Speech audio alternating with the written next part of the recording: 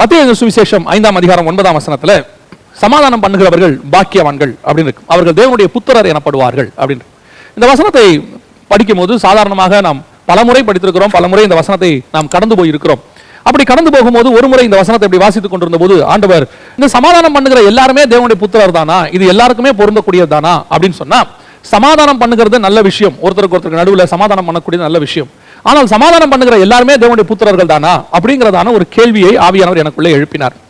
அதற்கு பிறகு இதற்கு பின்னால் இருக்கிறதான தேவனுடைய திட்டம் ஒன்றை கர்த்தர் எனக்கு சொல்லிக் கொடுத்தார். என்னவென்று சொன்னால், இந்த சமாதானம் பண்ணுகிறவர்கள் தேவனுடைய புத்திரர் எனப்படுவார்கள். அது உண்மை. சமாதானம் பண்ணுவது நல்லது. மனுஷர்களுக்கு நடுவில் நாம் போய் சமாதானம் பண்ணுகிறோம். அவர்களுக்கு ஒரு பிரச்சனை வரும்போது அந்த இடத்துல எல்லாருமே வரும். இப்போ உதாரணமா அங்க ஒரு கலவரம் நடக்குது, ரெண்டு இனத்துக்கு நடுவில் கலவரம் நடக்குது அப்படின்னா அந்த கலவரத்தை அடக்குவதற்கு அங்கே காவலர்கள் வருகிறார்கள். அந்த அவர்கள் அதை சமாதானம் பண்ணி அந்த இடத்துல வருகிறார்கள். இப்போ ரெண்டு சகோதரர்களுக்குள்ளே பிரச்சனை வருகிறது, அதை நீதிமன்றம் வந்து என்ன செய்து சமாதானம் பண்ணுகிறது. அப்படின்னா அந்த சமாதானம் பண்ணக்கூடிய நீதிபதி தேவனுடைய புத்திரராகி விடுவாரா? அந்த சமாதானம் பண்ணுகிற காவலர்கள் தேவனுடைய புத்திரராகி விடுவார்களா? அப்படின்னா இந்த சமாதானத்தை தான் இங்கே சொல்லப்பட்டிருக்கிறதா அப்படின்னு சொல்லி பார்த்தபோது, இந்த சமாதானத்துக்கு மேலான ஒரு சமாதானம் இருக்கிறது. அதை செய்கிறவர்கள் தான் தேவனுடைய புத்திரராக மாறுகிறார்கள் என்கிறதான ஒரு காரியத்தை ஆவியானவர் எனக்கு உணர்த்தினார். இந்த தேவனுடைய புத்திரர் அப்படிங்கிறதுக்கு முன்னாடி நம்ம ஒரு விஷயத்தை நம்ம இதில் பார்க்க போகிறோம். என்ன பார்க்க போறோம் அப்படின்னு கேட்டீங்கன்னு சொன்னா, இந்த தேவ புத்திரரை பத்தி நிறைய விஷயங்கள் இருக்கு வேதத்துல. தேவ புத்திரர் யாரு அப்படிங்கிறதான நிறைய காரியங்கள் இருக்கு. ஒரு சிலர் எங்களுக்கு கேள்வியும் கேட்டிருக்கிறாங்க. அதனால அதோட விளக்கத்தை மட்டும் ஒரு 5 நிமிஷம், இந்த செய்திகள் சம்பந்தம் இல்லதான், ஆனாலும் அந்த விளக்கத்தை நான் சொல்லிவிட்டு போக விரும்புகிறேன். இந்த தேவ புத்திரர் என்பது யாரை குறிக்கிறது? தேவனுடைய புத்திரர் என்றால் யார் அப்படின்னு கேட்டீங்கன்னு சொன்னா, ஆதியாகமத்தின் புஸ்தகத்துல 6ஆம் அதிகாரத்துல நம்ம வாசிக்கிறோம், தேவபுத்திரர் மனுஷகுமாரத்திகள் அதிக சௌந்தரியம் உள்ளவர்கள் என்று கண்டு தங்களுக்கு பெண்களை கொண்டார்கள் அப்படின்னு இருக்கு. அப்போ நோவா காலத்துல இது ஒரு பெரிய பாவமாக இருந்ததாக ஆண்டவர் சொல்லுகிறார். அவர் சொல்றாரு, என் ஆவி மனுஷனோடு கூட போராடுவதில்லை அப்படின்னு சொல்றார். அப்போ நோவா காலத்துல உள்ள மிக முக்கியமான பாவங்கள்ல ஒன்றாக மத்தேயு சுவிசேஷம் 24ஆம் அதிகாரம் 37வது வசனத்துல ஆண்டவர் சொல்றாரு, பெண் கொடுத்தும் பெண் எடுத்தும் அப்படின்னு இருக்கு. இந்த பெண் கொடுத்து பெண் எடுக்கிறது பாவமா, திருமணம் செய்யறது பாவமா அப்படின்னு நீங்க பாத்தீங்கன்னா, ஏன்னா அது ஒரு பாவமா அங்க சொல்றார். பாவமா அப்படின்னு பாத்தீங்கன்னா, ஆண்டவர் திருமணம் செய்யறத பாவமாக சொல்லல. திருமணம் செய்யறதான் முறை, அதுதான் சரி. ஏன்னா அவர் திருமணத்தை அவர் உண்டாக்கி இருக்கிறார், எல்லாத்துக்கும் மேலாக அதை கனப்படுத்தி இருக்கிறார். அப்ப அந்த இடத்துல எந்த திருமணத்தை ஆண்டவர் சொல்றாரு பெண் கொடுத்து பெண் எடுத்து அப்படின்னு பாத்தீங்கன்னா, அந்த ஆதியாகமத்தின் புஸ்தகம் 6ஆம் அதிகாரத்துல சொல்லப்படுகிறதான மனுஷகுமாரத்திகளும் தேவபுத்திரரும் இவங்களுக்குள்ள பெண் கொடுத்து பெண் எடுக்கிறது தான் தப்பு. பெண் கொடுத்தும் பெண் எடுத்தல். அப்ப அந்த தேவபுத்திரர்னா என்ன அப்படிங்கிறதுக்கு ஒரு இன்டர்பிரேஷன் என்ன கொடுக்குறாங்க எல்லாருமே அப்படின்னு சொன்னா, பெரும்பான்மையானவர், எல்லாருமே இல்ல, ஒரு சிலர் என்ன கொடுக்குறாங்க அப்படின்னு கேட்டா, இந்த தேவபுத்திரருங்கிறது வந்து தூதர்களை குறிக்குது. அவங்கள தான் தேவபுத்திரர்னு சொல்றாங்க. தூதர்கள் வந்து அந்த மனுஷர்களோட மனுஷகுமாரத்திகள் பெண்களோடு கூட கலக்கும் போது அங்கே வந்து என்ன ஆகுதுன்னு கேட்டா, ராட்சசர்கள் பிறக்கிறார்கள். ராட்சசர்கள் பிறந்தார்கள் அங்க இல்ல, அக்காலத்திலே ராட்சசர்கள் அங்கே இருந்தார்கள் தான் இருக்கு. ஆனா இவங்களுக்குள்ள பிறக்கும் போது, பூர்வத்திலே பிறக்கும் போது அவர்கள் பலவான்களாக இருந்தார்கள் இருக்கு. பலவான்கள் வேறு, ராட்சசர்கள் வேறு. அதாவது ஸ்ட்ராங்கா இருக்கிற பர்சன்ஸ் வேறு, ஜெயின்ஸ் வேறு. அந்த ஜெயின்ஸ் எப்படி இருந்தாங்க, அதுக்கு பின்னாடி இருக்கிறதான சத்தியம் என்ன, எல்லாமே இருக்கு, வேதத்திலே இருக்கு. நம்ம அதை கொஞ்சம் ஆழ்ந்து படிக்கணும். அப்போ தேவபுத்திரர் தேவ தூதர்கள் மனுஷகுமாரத்திகளோட சேர முடியுமா அப்படின்னு கேட்கணும். இப்போ அதை வச்சுக்கிட்டு நிறைய பேர் என்ன சொல்றாங்க, இப்பவும் பிசாசுடைய ஆவிகள் பூமிக்குள்ள இறங்கி மனுஷரோட கலந்து பிசாசுகள் வந்து ஜெயின்ஸ் பிறக்கிறாங்க, ராட்சசர் பிறக்கிறாங்க. அபத்தம். ஏன் அப்படின்னு கேட்டீங்கன்னு சொன்னா, வசனம் தெளிவா இயேசு சொல்லி வச்சுட்டு போயிருக்கிறாரு, அங்கே கொள்வினையும் இல்லை, கொடுப்பினையும் இல்லை, ஆணும் இல்லை, பெண்ணும் இல்லை, நாம் தேவ தூதர்களை போல் இருப்போம் அப்படின்னு இருக்கு. தேவ தூதருடைய சரீரம் வேறு, மனுஷனுடைய சரீரம் வேறு. அந்த அமைப்புக்கு மனுஷகுமாரத்திலோடு இணையக்கூடியதான எந்த விதமான சாத்தியமும் இல்லை. அப்போ இங்க தேவபுத்திரங்கிறது யார சொல்லப்பட்டிருக்கிறது அப்படின்னு கேட்டீங்கன்னு சொன்னா, சேத்தினுடைய வம்சத்துல. அப்பதான் சேத்துக்கு ஒரு குமாரன் பிறக்கிறான். அப்பதான் அவர்கள் தேவனை தொழுது கொண்டார்கள்னு இருக்கு. அந்த தேவனை தொழுது கொள்கிறவர்களுக்கு பேர் தான் தேவபுத்திரர். தேவனை தொழுது கொள்ளாதவர்கள் மனுஷர்கள், உலகத்தில் உள்ள நார்மல் மனுஷர்கள். இப்ப நம்ம தேவனை விசுவாசிக்கிறோம், நம்ம விசுவாசிகள் என்று அழைக்கப்படுகிறோம். பரிசுத்த ஆவியானவரை பெற்றுக்கொண்டபடியால் ஆவிக்குரியவர்கள் சொல்றோம். ஆவிக்குரியவர்கள் சொல்லிட்டா நம்ம ஆவியில இருக்கிறோம் அர்த்தம் இல்ல. பரிசுத்த ஆவியை நாம் பெற்றுக்கொண்டவர்கள் அப்படினால நம்ம ஆவிக்குரியவர்கள். உடனே ஆவிக்குரியவர்களும் ஆவி அல்லாதவர்கள் நம்ம என்ன சொல்றோம், விசுவாசிகளும் அவிசுவாசிகளும், தேவ பிள்ளைகளும் புறஜாதியாரும். அதான் சொல்றோம், இந்த தேவ புத்திரர்னா தேவ பிள்ளைகள் அப்படின்னு அர்த்தம். அதுதான் அங்கே சொல்லப்பட்டிருக்கிறது. இப்ப இதுக்கு ஒரு இன்னொரு கான்ட்ரோவர்சி என்ன கொண்டு வருவாங்கன்னா, அப்ப யோபுவின் புஸ்தகத்துல வந்து தேவபுத்திரர் மத்தியில நின்றான் அப்படின்னு சொல்லி பிசாசை பத்தி சொல்லி இருக்குது. அந்த தேவபுத்திரர் யாரு? இந்த ரெண்டு தேவபுத்திரர்களுக்கும் நிறைய டிஃபரன்ஸ் இருக்குது. அந்த வார்த்தைகளே, எபிரேய வார்த்தைகளே வித்தியாசம் இருப்பதாக சில வேத வல்லுநர்கள் சொல்லுகிறார்கள். ஆனா இங்க சொல்லி இருக்கிற தேவபுத்திரர் சேத்தின் வம்சத்தை சார்ந்தவர்கள். அவர்கள் மனுஷகுமார்த்திகள், விசுவாசிகள் அவிசுவாசிகளுக்குள்ளே பெண்ணை கொண்டார்கள். ஆவிக்குரியவர்கள் ஆவிக்குரிய அல்லாதவர்கள். அதனால தான் ஆண்டவர் சொல்றாரு, என் ஆவி அவர்களோடு கூட போராடுவதில்லை. இதை எப்பவுமே நம்ம உலகத்தோடு கூட சபை கலக்கக்கூடாதுங்கிறத நம்ம ரொம்ப கான்சியஸா இருக்கிறோம். அது மிகப்பெரிய பாவத்தை கொண்டு வந்தது. அது எல்லா காலத்திலும், சாலமோன் காலத்திலும் சரி, சிம்சோனும் சரி, போய் உலகத்தாரோடு கலக்கும் போது அங்க இருக்கிற பாவங்கள் சபைக்குள்ளே வரும். அதை தான் நம்ம கூடாது என்று சொல்லுகிறோம். சரி, இங்க தேவபுத்திரர் எனப்படுவார்கள் அப்படின்னா என்ன அர்த்தம், எதை சொல்லப்படுது அப்படின்னு கேட்டீங்கன்னு சொன்னா, நான் இப்ப சொன்னது ஒரு விளக்கம், நிறைய பேர் கேட்ட கேள்விக்கான விளக்கத்தை தான் சொன்னேன். இப்ப நம்ம செய்திக்குள்ள போகிறோம். இங்க என்ன இருக்கு அப்படின்னு கேட்டீங்கன்னு சொன்னா, சமாதானம் பண்ணுகிறவர்கள் தேவனுடைய புத்திரர் எனப்படுவார்கள். எந்த சமாதானம் பண்ணுகிறவர்கள்? ரெண்டு மனுஷங்களுக்கு நடுவில் பண்றதா ஆண்டவர் சொல்றாரா அப்படின்னு கேட்டா, இப்போ வேதம் சொல்லுகிறது 1 தீமோத்தேயுவின் புத்தகம் 2ஆம் அதிகாரம் 5வது வசனத்துல, தேவனுக்கும் மனுஷனுக்கும் நடுவில் மத்தியஸ்தர் ஒருவரே அப்படின்னு இருக்கு. நம்ம எல்லாருக்கும் தெரியும், இயேசு கிறிஸ்து தான் தேவனுடைய குமாரன், தேவனுடைய புத்திரன். அவர் தான் ஃபர்ஸ்ட் ஒரே பேரான குமாரன்.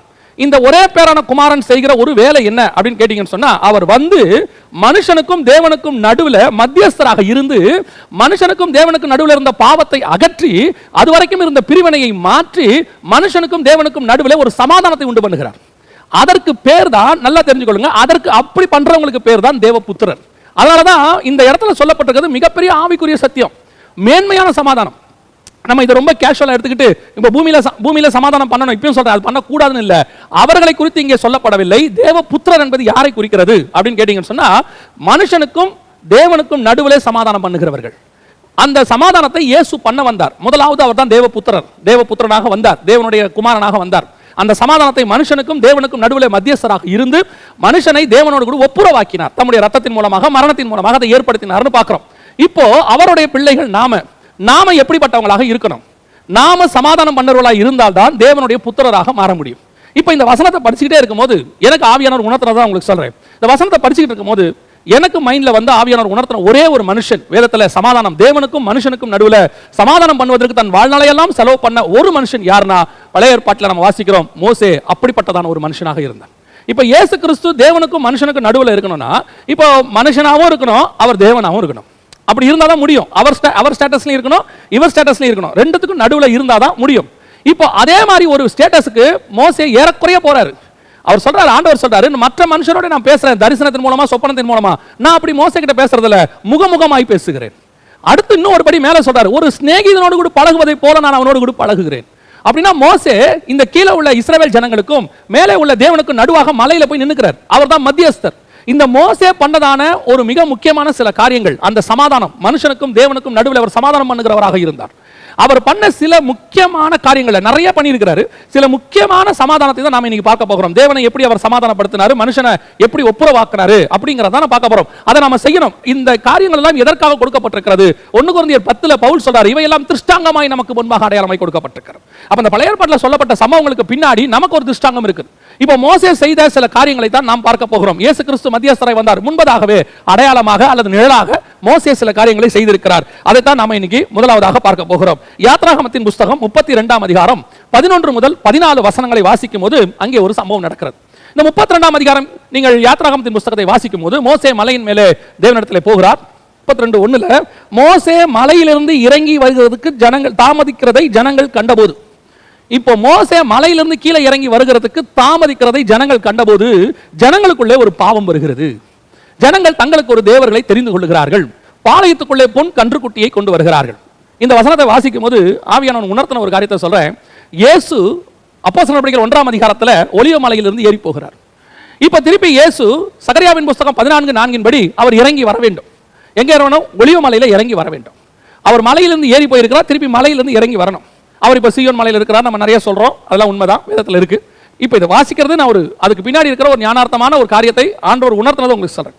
இப்போ மோசே வர தாமதித்த போது, இப்ப நாமளும் இயேசு வருகிற தாமதிக்கிறாரு நிறைய பேர் நினைச்சிட்டு இருக்கிறோம். ஏன்னா பேதுரு புத்தகம் எழுது, தாமதிக்கிறார் என்று சொல்லுகிறவர் தம்முடைய வாக்கு தத்தத்தை குறித்து தாமதமாக இராமல் அப்படின்னு. அப்ப தாமதமாகுதுங்கிற ஒரு எண்ணம் நமக்கு இருக்குது. ஆனா நல்லா தெரிஞ்சுக்கொள்ளுங்க, தேவனுக்கு தாமதம் கிடையாது. அவர் ஆல்ரெடி எல்லாம் ஃபிக்ஸட். அவர் டைமிங், அவருடைய இயர் கணக்கு எல்லாமே வேற. இப்ப நம்ம ஃபாலோ பண்றது வேற, அவர் இயர் கணக்கு, பைபிள் இயர் கணக்கு வேற, அவருடைய டைமிங் வேற. ரெண்டாவது, அவர் ஆல்ரெடி எல்லாத்தையும் ரிஜிஸ்டர் பண்ணி வச்சிட்டார்.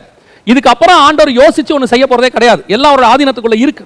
இப்ப நமக்கு தான் அது தாமதம். அதான் சொல்லுவேன், மோசே மலையில் மேல் இருக்கும்போது தேவனை பொறுத்த வரைக்கும் அது தாமதமே இல்லை. அவர் மோசேக்கு ஃபிக்ஸ் பண்ண டைம்ல அவங்கள்ட்ட பேசிக்கிட்டு இருக்கிறார். ஜனங்களுக்கு என்ன மேல போன மோசே கீழே வரல, எப்ப வருவாரு? ஒரு நேரம் வருது, அவங்க முடிவு எடுக்கிறாங்க, மோசே இனி வரமாட்டார் அப்படின்னு முடிவு. அதே முடிவு தான் இன்னைக்கு 2 பேதுரு புத்தகம் 3ஆம் அதிகாரம் 3வது வசனத்துல இருந்து வாசித்து பாருங்க. வசனம் தெளிவா சொல்லுது, கடைசி காலத்துல பரியாசக்காரர் வந்து அவர் வருகிறார் என்கிற வாக்குத்தத்தம் எங்கே அப்படின்னு கேட்பாங்களாம். ஏன்னா தேவன் வர தாமதிக்கிறார்னு அவங்க நினைச்சுக்கிறாங்க. இங்கேயும் ஜனங்க அப்படிதான் நினைச்சுக்கிறாங்க.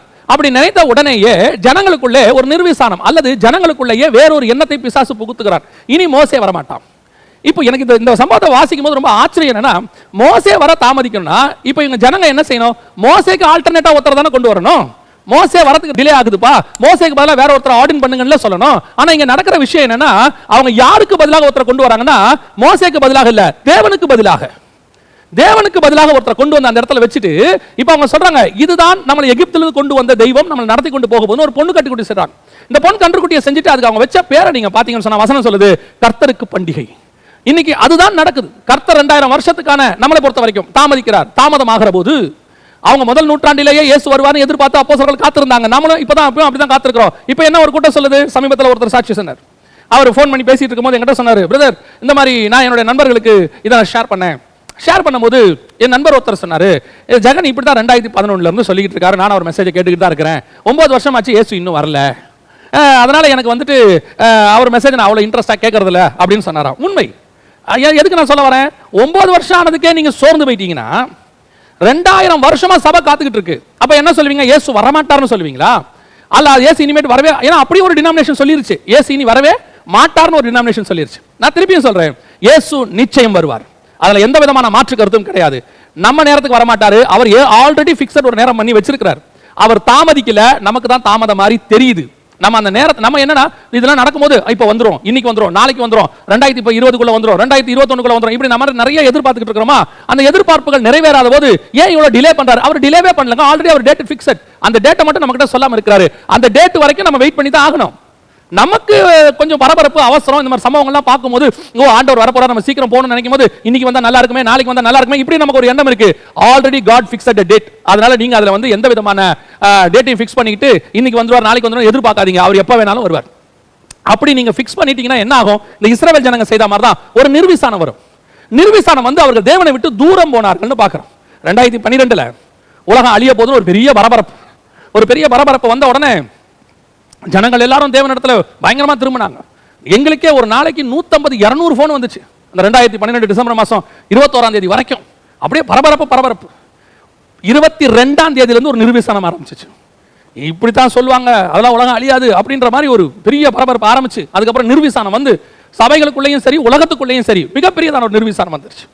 இப்போ அதே மாதிரி தான் இந்த லாக்டவுன்ல இந்த கொள்ளை நோய் வந்த உடனே ஒரு பெரிய பரபரப்பு வந்து ஒரு கூட்டம் அப்படியே ஆண்டவர்கிட்ட நிறைய பேர் சொல்றாங்க, ஜனங்க இப்ப நல்லா மாறி இருக்கிறாங்க, நல்ல வேதம் வாசிக்கிறாங்க, நல்ல ஜெபம் பண்றாங்க. உண்மை. ஆனால் இந்த பரபரப்புக்கு நடுவுல கர்த்தருடைய வருகை ஒருவேளை தாமதமானால், நம்ம எதிர்பார்த்த அந்த நேரத்துக்கு வரலனா, ஜனங்களுக்குள்ள என்ன வரக்கூடாது? நிர்விசானம் வரக்கூடாது. இப்போ நீங்க உட்கார்ந்து இந்த 100 நாள் 150 நாள் நீங்க நல்ல நிறைய செய்திகள் கேட்டிருக்கீங்க, ஜெபத்துல ஈடுபட்டிருக்கீங்க, தேசத்துக்காக ஜெபிக்கிற ஜெபத்துல ரெகுலரா உட்கார்ந்து பார்க்கறவங்க இருக்காங்க, ஜெபத்துல பங்கு பெறவங்க இருக்காங்க, ஏன் ரெகுலரா செய்தி கேட்கறவங்க இருக்காங்க, வேதம் வாசிக்கிறாங்க, பிள்ளைகளோட உட்கார்றாங்க, இதெல்லாம் உண்மை. ஆனால் இது என்ன ஆகும்? இந்த லாக்டவுன் முடிஞ்ச பிறகு ஒரு நார்மல் லைஃப் வரும்போது நீங்கள் என்ன ஆவீர்கள்? திருப்பி ஒரு நிர்வேசனம். இப்படித்தான் அப்ப சொன்னாங்க, கொள்ளை நோய் வருதுன்னு சொன்னாங்க. அந்த நேரத்தில் நாங்களா ரெடியா இருந்தோம், வரலீங்க. வருது எங்க இன்னைக்கு வரும்னு சொல்றோமா, இல்ல கொள்ளை நோய்க்கு நடுவுல வரும்னு சொல்றோமா? எப்ப வேணாலும் வரும். ஆயத்தம் கொள்ளை நோயை கொண்டு வரக்கூடாது, கொள்ளை நோயை பார்த்து வரக்கூடாது ஆயத்தம், கர்த்தரை பார்த்து வரணும் ஆயத்தம். எப்ப கர்த்தர் வந்தாலும் நான் போவேன். கொள்ளை நோய்க்கு பயந்து கர்த்தர் இடத்துல நான் போக கூடாது, கர்த்தருடைய வருகைக்கு ஆசைப்பட்டு நான் கர்த்தருடைய வருகைக்கு போகணும். இன்னைக்கு நிறைய பேருக்கு அப்படிதான் இருக்கு. உடனே என்ன ஆயிருச்சு? இந்த நிர்விசானம் ஒண்ணு வரும். இப்ப இந்த இஸ்ரவேல் ஜனங்கள் எல்லாரும் என்ன பண்ணாங்க? ஒரு பொன் கண்ணுக்குட்டியை செஞ்சாங்க. பொன் கண்ணுக்குட்டியை செஞ்சு அந்த பொண்ணு கண்ணுக்குட்டியை பத்தி என்ன ஒரு சரித்திர குறிப்பு பார்த்தோம்னா என்ன சொல்றாங்க? நிறைய பேர் சொன்னாங்க, அங்க இருக்கக்கூடியதான தேவர்களில் ஒன்று, மலை தேவர்களில் ஒன்று. அந்த மலை தேவர்களை கொண்டு வந்து இதுதான் நம்ம நடத்திக்கணும். ஏன்னா மேல போன மலைக்கு போன மோசையை அந்த பொண்ணு கண்ணுக்குட்டி கொன்னுருச்சான். அது வந்து ஒரு சரித்திர குறிப்பு, இதை நம்ம ஆதாரமா எடுத்துக்கொள்ள முடியாது, சொல்றாங்க கொன்னுருச்சான். அதனால அந்த கண்ணுக்குட்டி தான் மோசையை கொன்னுருச்சு. இப்ப கண்ணுக்குட்டி நம்ம நடத்தி கொண்டு போகும் அப்படிங்கிற நம்பிக்கைக்கு இஸ்ரவேலர்கள் வந்துட்டாங்களாம். அதனுடைய விளைவாக அவர்கள் இப்படிப்பட்ட காரியங்களை செய்தார்கள். இப்படி செய்த உடனே கர்த்தருடைய கோபம் பற்றி எரிகிறது. தேச ஆண்டவர் பாளையத்துக்குள்ளே வாதையை அனுப்புகிறார். எனக்கு ரொம்ப ஆச்சரியம் இந்த சம்பவங்களை வாசிக்கும் போது, எப்போ அந்த விக்கிரகாராதனையோ அல்லது கர்த்தருக்கு பிரியமில்லாத காரியமோ பாளையத்துக்குள்ள வந்துட்டா அவங்களுக்குள்ள நடக்கிற ஒரு சம்பவம் என்னன்னு கேட்டீங்கன்னு சொன்னா, அவர்கள் களியாட்டம் பண்ண விளையாட தொடங்கினார்கள் இருக்கும். இந்த காரியத்தை நீங்க எடுத்துக்கொள்ளுங்க. எப்பெல்லாம் பாளையத்துக்குள்ள தேவனை தேடுற விட்டு என்டர்டைன்மெண்ட்டுக்குள்ள ஜனங்க போறாங்களோ, களியாட்டத்துக்குள்ள போறாங்களோ, சபை ஆட்டத்துக்குள்ளேயும் பாட்டத்துக்குள்ளேயும் போகுதோ, அப்பவே அது ஒரு சிம்டம், ஒரு அடையாளம், சபைக்குள்ள தேவன் இல்லைன்றது அர்த்தம். சபைக்குள்ள தேவன் இருந்தால் ஆராதனை இருக்கும். சபைக்குள்ள தேவன் இருந்தால் அங்கே தூப வர்க்கம் இருக்கும். சபைக்குள்ள ஆராதனை இருந்தால் கர்த்தரை ஆராதிக்கிற முறைமைகள் இருக்கும். ஆனால் சபைக்குள்ள எப்போ புசிப்பும் குடிப்பும் களியாட்டமும் உள்ள வருதோ, அந்த வசனத்தை நீங்க வாசி பாத்தீங்கன்னா வசனம் சொல்லுது, அவர்கள் புசிக்கவும் குடிக்கவும் தொடங்கினார்கள். உட்கார்ந்து புசிக்கவும் குடிக்கவும் தொடங்கினார்கள், விளையாட எழுந்தார்களாம். அவங்க புசிக்கவும் குடிக்கவும் உட்கார்ந்து விளையாட எழுந்திருத்தார்கள் இருக்குது. அப்போ சபை புசிப்பும் குடிப்புக்கு நேரா போயிருச்சு. ஆனா பவுல் சொல்றாரு, நம்முடைய ஆவிக்குரிய வாழ்க்கை புசிப்பும் குடிப்பும் அல்ல. நாம அதெல்லாம் கான்சென்ட்ரேட் பண்ணக்கூடாது. இன்னைக்கு கடைசி காலத்துல பெரும்பான்மையான சபைகள், பெரும்பான்மையான விசுவாசிகள் புசிப்பும் குடிப்புல கான்சென்ட்ரேட் பண்ணிட்டு இருக்காங்க. எப்படி? பர்த்டேஸ், மேரேஜ் டே, மதர்ஸ் டே, ஃபாதர்ஸ் டே, உமன்ஸ் டே, மென்ஸ் டே, அத்தனை டேவும் சர்ச்சுக்குள்ள இருக்கு. சபைக்குள்ள இதுதான் நடந்துகிட்டு இருக்கு. ஒரு 25 வருஷத்துக்கு முன்னாடி எந்த டேவும் கிடையாது. சபைக்குள்ள இருந்தது ஒன்னே ஒன்னு, பைபிள் ஸ்டடி மட்டுமே. இப்ப சபைக்குள்ள எல்லாருக்கும் எல்லா கல்யாணமும் ஆட்டம் பாட்டம். சபைக்குள்ள என்ன ஆகுறா, அதாவது ஆராதனையில ஆடுறவங்களை விட்டுருங்க, அது நம்ம தப்புன்னு எத்தனை தடவை சொல்லி முடிச்சிட்டோம். இப்ப சபைக்குள்ள என்ன நடக்குது? பர்த்டே ஃபங்க்ஷனை வச்சு அதுல பாட்டு போட்டு டான்ஸ் ஆடுறாங்க. எது? ஆவிக்குரிய பாட்டு தான். போடுற பாட்டு ஆவிக்குரிய பாட்டு தான், கர்த்தருக்கு பண்டிகை தான். ஆனா உள்ள இருக்கிறது பொண்ணு கண்ணுக்குட்டி. சபையில இருக்கிற புல்பிட்டை ஓரமா வைக்கார வச்சுட்டு புல்பிட்டுக்கு மேல பர்த்டே கொண்டாடுற பர்த்டே பேபி, அதாவது நான் சொல்றது அந்த பர்த்டே பேபினா நீங்க 1 வயசு 2 வயசு நினைச்சுக்காதீங்க, எல்லாம் 35 40 வயசு பேபி. அதை கொண்டாந்து சேர்ல உட்கார வச்சுட்டு சுத்தி டான்ஸ் ஆடுறான். எது? புல்பிட்ல நடக்குது சம்பவம். இன்னைக்கு சபை கல்லர்களுடைய புகையாய் மாறிக்கொண்டிருக்கிறது. என்ன சொல்றாங்க? இதுல என்ன தப்பு? நாம சந்தோஷமா இருக்க. இதுதான் இஸ்ரவேல் பாளையத்துக்குள்ளே வந்தது. எப்ப வேணாலும் இயேசு வருவான்னு காத்திருக்கிற சபை கல்யாணத்துக்குள்ள போகாது. எப்ப வேணாலும் இயேசு வருவான்னு காத்திருக்கிற சபை என்டர்டெயின்மென்ட்குள்ள போகாது. எப்ப டைம் கிடைக்குதோ தேவனோடு கூட சஞ்சரிக்கிற வேண்டும். அதுதான் கர்த்தருக்காய் காத்திருக்கிற சபை. இன்னைக்கு கடைசி காலத்துல என்ன நடந்துட்டு இருக்குது? சபைகளுக்குள்ளே புசிக்கவும் குடிக்கவும் விளையாடவும் தொடங்கி இருக்கிறார்கள். ஆனால் சபை அப்படிப்பட்டதா இருக்கக்கூடாது. சபை எப்படி இருக்கும் தெரியுமா? மேல போய் இருக்கிற இயேசு எப்ப கீழே வருவார்னு மலைக்கு கீழே காத்திருக்கிற யோசுவாக்களை போல தான் கர்த்தர் நம்மளை எதிர்பார்த்திருக்கிறார். யோசுவா கீழே உட்கார்ந்திருக்கிறார், மலைக்கு கீழே. அந்த யோசுவாவுடைய வாழ்க்கையை பாருங்க. மோசே ஆசாரிப்பு கூடத்துக்கு போனா ஆசாரிப்பு கூட வாசல்ல உட்கார்ந்திருப்பான். மோசே மலைக்கு போனா மலைக்கு கீழே உட்கார்ந்திருப்பான். ஏன்? மேல போய் இருக்கிற மோசே என்னைக்கு இருந்தாலும் கீழே வருவாரு. விசுவாசத்துடன் காத்திருக்கிறான். ஒருவேளை மோசே ஆசாரிப்பு கூடத்துக்கு பாளையத்துக்கு போயிட்டாலும் அந்த ஆசாரிப்பு கூட வாசல்லே யோசுவா உட்கார்ந்திருக்கான். காரணம், என்னைக்கு இருந்தாலும் தேவன் இந்த ஆசாரிப்பு கூடத்து மேல் நிழலாடுவார். அதுதான் நாம் இருக்க வேண்டிய இடம், ஸ்தானம். எப்பவும் தேவ சமூகத்தில் காத்திருக்கிறது. இன்னைக்கு நிறைய பேர் என்ன சொல்றாங்க தெரியுமா?